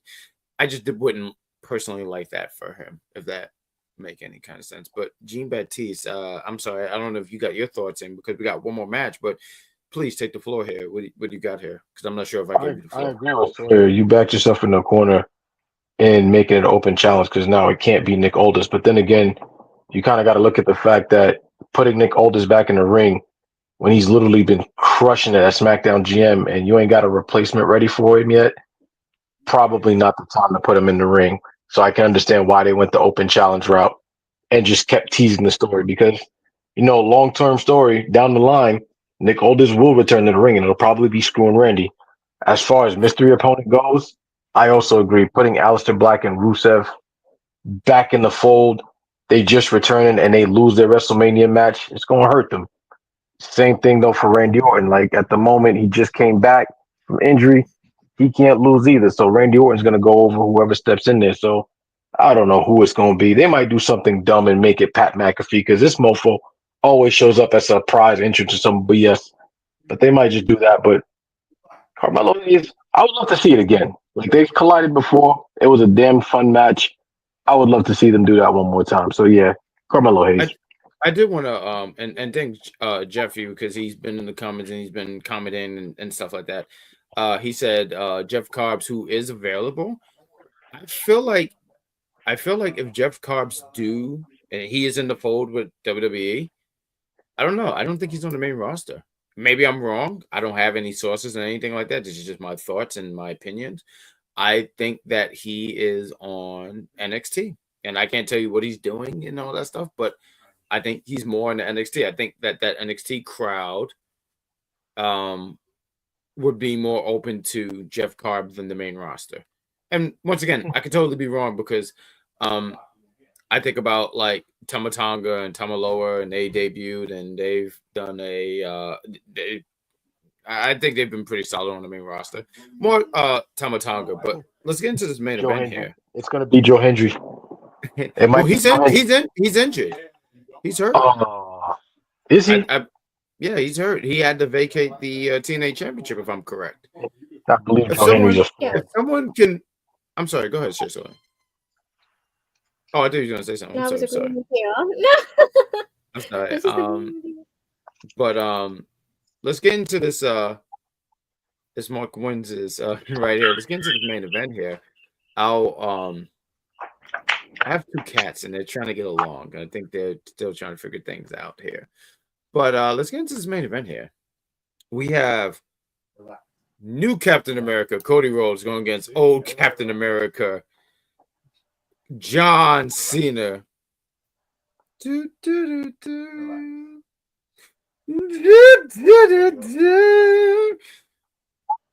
That's John Cena's theme. But we have Cody Rhodes going against John Cena. So Don't come out thank you for all of that. We have this match going. John Cena turned heel, and it was great. And a lot of people in the wrestling, the IWC, they got hyped about all of this. They were like, "Oh, word, we get a heel John Cena. Let's go!" And there was a lot of hype. And there was never no follow up about it.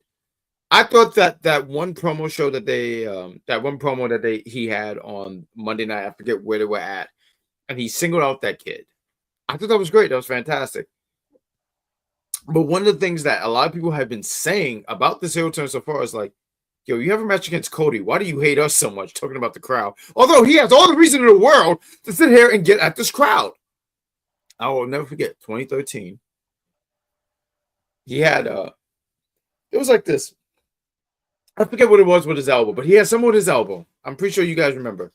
And you know what John Cena said? I gotta go away. You know what that crowd said? They said yes. John Cena had the right in the world to sit here and say, "You suck," but he didn't do that. John Cena instead sat here and he ate it as honestly, if I'm being real, John Cena is the employee that you want. If you hire him, you know for a fact John Cena, he's not trouble. He's not going to sit here and do. Okay, I'm sorry, I gotta get it together. But I apologize about that. So my thoughts here about this match. Let me bring it back together. John Cena got to win. John Cena needs to get this win. So hear me out on why John Cena had to win. John Cena, he turned heel. A heel John Cena championship run. We're not getting that again. We're not getting that again. And you know he's going to turn face before his retirement tour is up. I think there's a lot of money made in John Cena being a heel champion. Think about the matches he can have. Think about this. John Cena against a babyface Randy Orton. What universe are we living in?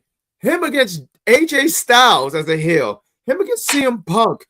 I'm pretty sure there's a bunch of other names that I'm missing out here, but there's money to be made with John Cena being as a heel champion. John Cena needs to go over. John Cena needs to beat Cody Rhodes. I have nothing against Cody Rhodes, but John Cena, heel champion, number 17. He wins number 17 as a heel. Whoa! I don't know. Like, I feel like the possibilities here. It's got to be the follow up though. It's got to be the follow up. But John Cena goes over. I think John Cena needs to beat Cody Rhodes. I'll give you the floor here, ShaySawyer. What do you got? I'm definitely with you. I want John Cena to win. I think it'll be fun. I mean, Cody, he's their guy. He's going to be around. He'll get back to that title 100%. I will bet my bottom dollar on it. But we're not going to get another chance to, as you said, have a heel John Cena title reign. So, I mean, why not get it out the way? Cody will get back to that title. There's no way in hell Cody does not get that title back at some point later down the line. So, I mean, why not? Just do it. Just do it. Gene Baptiste, what do you got here, sir? Mr. 17. I'm sorry. Cena got to get Mr. 17. Cody Rhodes, you finish your story. Great. Clapping for you. I'm happy. You ain't got to go. You ain't have to do the starter gimmick like I said you would do last year. I'm glad you proved me wrong. Great. Yeah, I ranted at that moment. But now it's time for you to step down and let Cena get his final run in glory. Like, I will say this. The Rock almost killed this feud. And I only say that because you did this sell your soul BS. Cena turns and you're no longer mentioned. You started off to be like the reason for this feud and then just became the in the win. Like, who cares? But as of right now, Cena wins. Cena has to win this title run. I need this one more time. Let me get this final Cena run. Please. I don't want to see Cody win this match. Mr. Wins, what do you got here? I'm a little perplexed by Jeffrey saying The Rock almost ruined this feud. How did he almost ruin the feud? Because, there was literally no mention of The Rock. Like, literally, Cena turns, he sells his soul to The Rock. Why? Don't mention The Rock. As a matter of fact, there was one mention of The Rock, and I think Cody did it. And I'm just like, what are we doing here? Like, why was The Rock involved in this feud? Why do we even care now? You don't tell us why you turned heel. You just said, the fans. Why'd you sell your soul to The Rock? Well, here's my question. Did Cena sell his soul to The Rock? Mm-hmm. Yeah. I mean, yeah, I would say so. Well, you just say he didn't even confirm that I mentioned that. So this is what I would say with the right, exactly, right. Everybody's like, oh, Cena's the one that sold his soul. Cena's the one that sold his soul. And it's like, he didn't say that. That has never been so. Like, boom. Here's what I do agree with. I agree with the idea that Rock probably had no business being a part of the feud because he hasn't really said anything. But at the same time, Cena's whole thing has been, I've been champ, and to hell with these fans, because these fans don't really mess with me. And to hell with you, because you're not a real champ. Cena has not really said anything that has been remotely related to The Rock. So it's hard to sit there and be like, oh yeah, Cena sold his soul to The Rock. At the same time, I do agree that there is an argument for The Rock ruining the feud, because did The Rock need to be here in the first place? If this is Cena's angle, if Cena's angle is the crowd sucks and you suck, and we're not mentioning The Rock ever at all, why was The Rock here to begin with? Cena could have 100% had his entire heel turn without The Rock. I'm not even going to mention Travis Scott, without The Rock's involvement. Like what does Rock's involvement add to Cena's heel turn? So it had to do, if you go back to the storytelling, because if you listen, I know you're a casual, so you can't listen to everything. But if you listen to The Rock, he says wrestling is a story. He came back at Bad Blood. He did 1, 2, 3, disappeared, then show back up again to win. Elimination Chamber. There's a heel turn. He does this, cuts his throat, disappears again. There's intentionality around this. You're not going to see every single picture, and you're not going to see behind the scenes. So I don't think Cena's winning this match. Going back to my prediction, because I did ask Jeffrey that question, which I kind of derailed this a little bit. But to my prediction, Cena wins this. But is there a third member? Is he going to get help? And I think that's where enter The Rock again, because we don't know what The Rock is doing. He's coming and going as what he wants to do as the final boss. What we saw last year of Rock being so overly involved and him saying all these things, he's taking the back seat. He's doing it differently. His main target is Cody Rhodes. So the end game is for Cody Rhodes to lose that belt in one way or another. That's The Rock involvement. You've been winning. I need you to lose. You got Roman on your side of Bad Blood. I didn't like it. That was strike one. Now I got Cena's turn. That's strike two. Who's the third member? Who's the second member? I don't know. For all I know, it could be Seth Rollins. That's what I think. I think Seth Rollins might come back out here at WrestleMania and screw over Cody Rhodes. Because if you listen to Seth Rollins talking all this shit over the last few weeks on Raw, it sounds like a heel run's coming his way. So at the end of the day, we'll wait and see what happens at the end of night 2. But I think that's Rock's involvement. If I can, I didn't want to interrupt anyone's, speaking, but I would not like for Randy Orton to be the next member. I do think that The Rock was not needed for this heel turn. Personally, I'm not gonna say it ruined anything, but I just don't think he was needed. And Randy Orton's, I remember someone even coming up with the idea of like, hey, Stone Cold joins up The Rock and John Cena. I'm like, why? Like, I don't think any of that stuff is needed. I don't think that, but I do want to ask you guys this. Last year, you was talking about how we were spoiled last year. I mean, pretty much what we got was Endgame, where all it was missing was Doctor Strange doing like this and having the portals, because you had Undertaker, you had John Cena come out, the Usos, and it was a really cool scenery. It was cool as hell, to be honest with you. I don't even think that could ever be touched, to be honest. They tried to do that at SummerSlam last year, and it just wasn't the same. But do you think that we get Stone Cold, who does live in Las Vegas? Do you think that we have Stone Cold make a cameo? Okay, Shay's already saying no. I don't know. Did you want to? Go ahead, please. Yeah, no, I would say no. Yeah, and to your point, and what Jeffrey's saying, yeah, we were spoiled last year, and I get that. But also, this year is supposed to be the year of John Cena and his retirement tour. So if you want to blame anybody, you can blame John Cena. You didn't follow up after the Hill run. So why do we keep saying we need The Rock? The Rock ruined it. The Rock, if this is a storyline, right? And even like say, how would he have turned heel? The chance for him to turn heel should have been at Royal Rumble and turn on Jey Uso when he lost. We got eliminated. He didn't do shit then. The Rock wasn't around then. Why did he do something then when he got eliminated? If you go to the Elimination Chamber, you still didn't do nothing until after the match. So I get it. There's been times for John Cena to turn heel, and you even felt that way, Mr. Great Grand, that there was some heel tactics he was doing there, right? You said there was some heel tactics you saw in the Elimination Chamber. So these are things that were coming. So my thing would be this. We don't need Stone Cold to come in. I don't think Stone Cold's coming in there, but at the end of the day, this year was supposed to be, it was teased almost 6 months in advance. This is the year of John Cena's last run. He should be carrying this period. He's not living up to his duties. It ain't The Rock. So if you want to blame anybody, you should be blaming John Cena. Where the hell are you at? Why are you not on TV more? Why are you not pushing WrestleMania? You're supposed to be this big company man. Yeah. What the fuck are you doing? I think the only show he's missed so far is what, the Go Home show? Hasn't he been He's on supposed every to. Raw?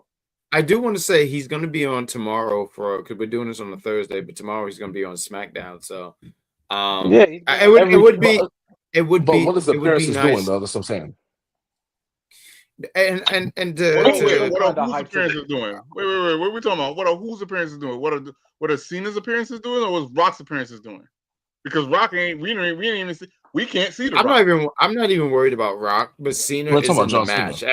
and I think John Cena is more of like because he's in the match. Like Rock is not in the Right. match. He might make a cameo. I do think we do see him at Mania in some kind of fashion, but Cena, like he's in the match and he hasn't been doing a great job. This is a retirement tour. And look, I think Cody, to his credit, has done a pretty decent job on trying to carry this feud. But it's not the same when someone is not there, and you need Cena to be there. You need the guy that you're going against there. So I'm gonna go with that. Wait. Cena has not been doing a good job. I'm not saying Consistently, he has hasn't done not a been great there. job, but he's not there all the time. And you need, if me and you are in the feud, and I'm not there for a good portion of the time, it kind of takes away from the feud. All right, I have a No, question. no, Wait, I hold can't agree with on. that. I have a question because now I'm a little confused. I'm always confused. between Elimination Chamber and WrestleMania. How many? There hasn't been another pay-per-view. I ain't miss anything, right? Elimination Chamber.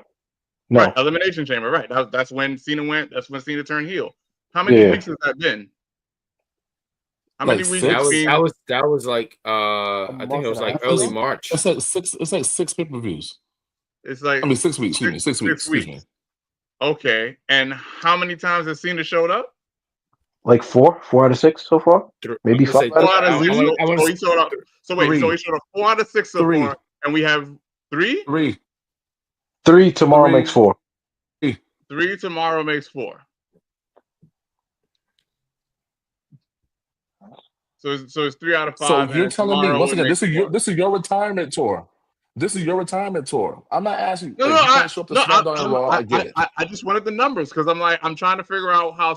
Because here's my thing: every time Cena shows up, I'm like, oh shit, and he was talking that shit. Cena was talking the talk, like I hear what you're saying. He's not there enough. I hear what you're saying. There hasn't been enough That's the point. physicality between the two. I hear what you're saying. Where because even you can argue that Cody might have a hand in this because Cody is for Cody to have gotten jumped at Elimination Chamber, he's been a little too nonchalant about. No, I mean, not really. I mean, he Not ended really. up All laying you out. do He is show laid up out and talk John shit. Cena. Yeah, one Yeah. time. The last time they showed. Oh, you have to be here. You have to be here for me to fight you. That's number one. And number two, we also got a precursor to this. If you do you He's not remember? lying. He's not Do lying. you remember when CM Punk talked all that shit that Friday before Elimination Chamber? He said, "Where the hell is John Cena at? He ain't here right now." So that was leading up to Elimination Chamber. He wasn't there, and after Elimination Chamber, he still is not consistently there. So whose fault is it? Roman Reigns. It's Roman Reigns' fault. Like, what is that? Like, wait, what? What? Right. So here's what we're going to do. We're going to sit here and we're going to pretend that Roman Reigns did not have one of the greatest reigns in the past. I don't know. Count the years. I'll be honest with you. 20, and he's not there every week. But now all of a sudden, Cena has not been there every week. And never, but no. But I do want to cut you off here real quick. There were people who did feel that way about Roman Reigns, like he's not here enough. I was just one of the people who did not care because I loved it. But I do want to get into the comment real quick. And it's a scene I think is trying not to be available because he was available for long and didn't feel appreciated. I believe he's on set doing movies, and that's why we don't see him a lot. But I do think that it does take away from what him and Cody's trying to create. Now, I'm interested in seeing if we can get to the next comment. We're talking about Jeffrey. He said the same when Brock Bailey showed up when he was champion. And there were people who were not happy about Brock as champion. There are people who are not a fan of these people not being here regularly. And Kevin said also as well, Brock Lesnar as well. But that's really that is the show. Because we really, really ran long here. And that's why I wanted to bring it in. I think so long that she lost power. But shout out to one ShaySawyer for joining us, and I want to thank you, gentlemen, as well for making this a thing. And we hope to do this again for next year's WrestleMania. I mean, I know we went 2 hours and some change. Oh, I think she's back. Someone bring her back in, please. I think she's gonna come back here. Good show, y'all. Lakers in 5. Can someone? Okay, thank you. I was gonna say someone So do that. do you get the quote? Like, Mark, what are some of his sayings? What are some of Shannon Sharp's sayings? Do you remember some of them? OKC, UFC. Oh, I don't. All I know is Lakers in 5. That's all I know. Oh, I do want to. That's all I know. I know he rhymes them. Yeah. Okay. OKC, KFC, UFC, Lakers in 5. I want to reel it in because we're close to 3 hours. We went long, and I still have not packed yet, and I only have a shirt in this thing, and I know I have to start doing this thing. But I want to thank you, gentlemen and lady, for joining me. I want to thank you guys in the chat for joining us as well. We went 2 hours, and we hope that you was thoroughly sports entertained, if you will. So with that said, I'm going to give you the floor first here, ShaySawyer. Where can people find you on this thing called social media? Muted. I can't. But yeah, you can find me at ShaySawyer _, on Twitter. You can find me at ShaySawyer was here on Instagram, and you can find me streaming on Twitch at ShaySawyer. Just ShaySawyer. Yeah. Love that. Jean Baptiste. Desert Storm 459 on Instagram, Twitter, Twitch, too many other things. I've been away from Twitch for a while, been off the PlayStation for a while, but May 11th, I shall make my grand return to PlayStation, the top of the mountain where I belong. There's been a couple of cats that's been texting me saying they got better in Street Fighter. I'm going to have to school them and send them. And I might even join one of ShaySawyer's games when she's running around trying to hide from killer monsters. You know, those were good times. Those were good times. Even though she used to hate when I hide and try to avoid being murdered and help her out when she got murdered and put on the meat hook. But still, I'm babbling. But yeah, you found me. Why am I banned? We need to talk about these things. Mark Wentz, where can people find you, sir? You can find me on YouTube at Legend Number M. I finally got some content up. I'm starting with retro content. I got I just put up. What I just put up? I don't know. Special stages. I put up the special stages of Sonic 2 because apparently those things are hard. So boom, if you're having trouble with those, you go on Legend. You find Legend Number M. Bam, you can solve those things finally. I want to do a Mario Kart 8 course tier list before Mario Kart World comes out, and who knows, maybe in the future. I hear that Shay plays Marvel Rivals. I kind of sort of play Marvel Rivals. When I finally get a PS5 of my own, I'm be on Marvel Rivals. I'm gonna be playing that too. So I don't know. Might team up with Shay and get our ranks up. So yeah, Legend Number M on YouTube. Theoretically Instagram as well, but that content stream is a little slower. But definitely Legend Number M on YouTube. I love when my friends are doing great things. If I could talk about one Mark Wins, shout out to Mark Wins. I am going to go to Vegas tomorrow. I was concerned about my cats, and he said, "Don't worry, bro, I got you." And he made sure he's going to take care of my cats. So I want to give a shout out to Mark Wins for protecting my cats because I love my cats. They are my. There's another cat. Her name is Autumn. She's a sweetheart. But we're trying to make sure that she gets along with Mr. Cat because Mr. Cat is the face of the CWO, Cat World Order. So yes. Rich Kings, where can people find you, sir? With Pablo Escobar. I'm always on move. I'm at Carmen San Diego, but no. You know what? I always say you can find me here, but actually I do play also a few video games. So you can find me. My tag is Devil on Strike on Xbox and PS5. Oh my God, that is so fitting for you because what kind of name is that? But shout out to one Rich Kings. I do want to tell a story real quick before I leave because I love telling stories. Yes, the Cat World Order, Jeffrey. There we go. I want to give a shout out to Mark Wins. I gave him a shout out, but I played him in Mario Party and he got embarrassed. It was so bad. It was terrible. I couldn't even believe that he was even breathing next to me. I said, what are we even doing here? Mark's shaking his head here because he's been indulging in stuff that's not orange juice. And I really feel bad for you. I hate that I just win all the time. I can't help it. I don't want to hear that. So anyway, I hate that all I do is win. I hate that I just dominate people. And it's just downright embarrassing. So I'm going to bring Mark back in at some point. There he is. There we go. There we go. But anyway, please follow us on the Big Pop Theory podcast. Me and Rich King, we're going to be out there in Vegas. We'll probably have some content going. We're going to be at Stand and Deliver. I think Stand and Deliver is going to be a fun show. We're hoping to make a Mania show, either night 1 or 2. We haven't figured that out yet. But thank you guys for being here. Thank you guys. We try to sit here and talk about wrestling. We hope that you guys enjoy everything. And with that said, Jeffrey asks, "LOL, Mark wins. How do you let him embarrass you like that?" See, right, Mark. How do you just let me embarrass you like that? Dominated. Just like AJ Styles. Dominated. And that's the show. Because I don't need that negativity. But anyway, I want to thank my panel. I want to thank you guys in the chat. And we're going to... I thought I brought him back in. Okay. We want to thank you guys. And we'll see you guys. And Kevo says, tell Miss Parker I said hello. We'll do our best. So that's the show. Hit that like and share button. Follow us on Instagram, Twitter. We have a GM. It's called Gmail. It's called the Big Pop Theory Podcast. So at gmail.com. And thank you guys. And we'll see you guys. Enjoy WrestleMania weekend. And we'll see you for the next prediction and review show. So pieces, guys. Peace.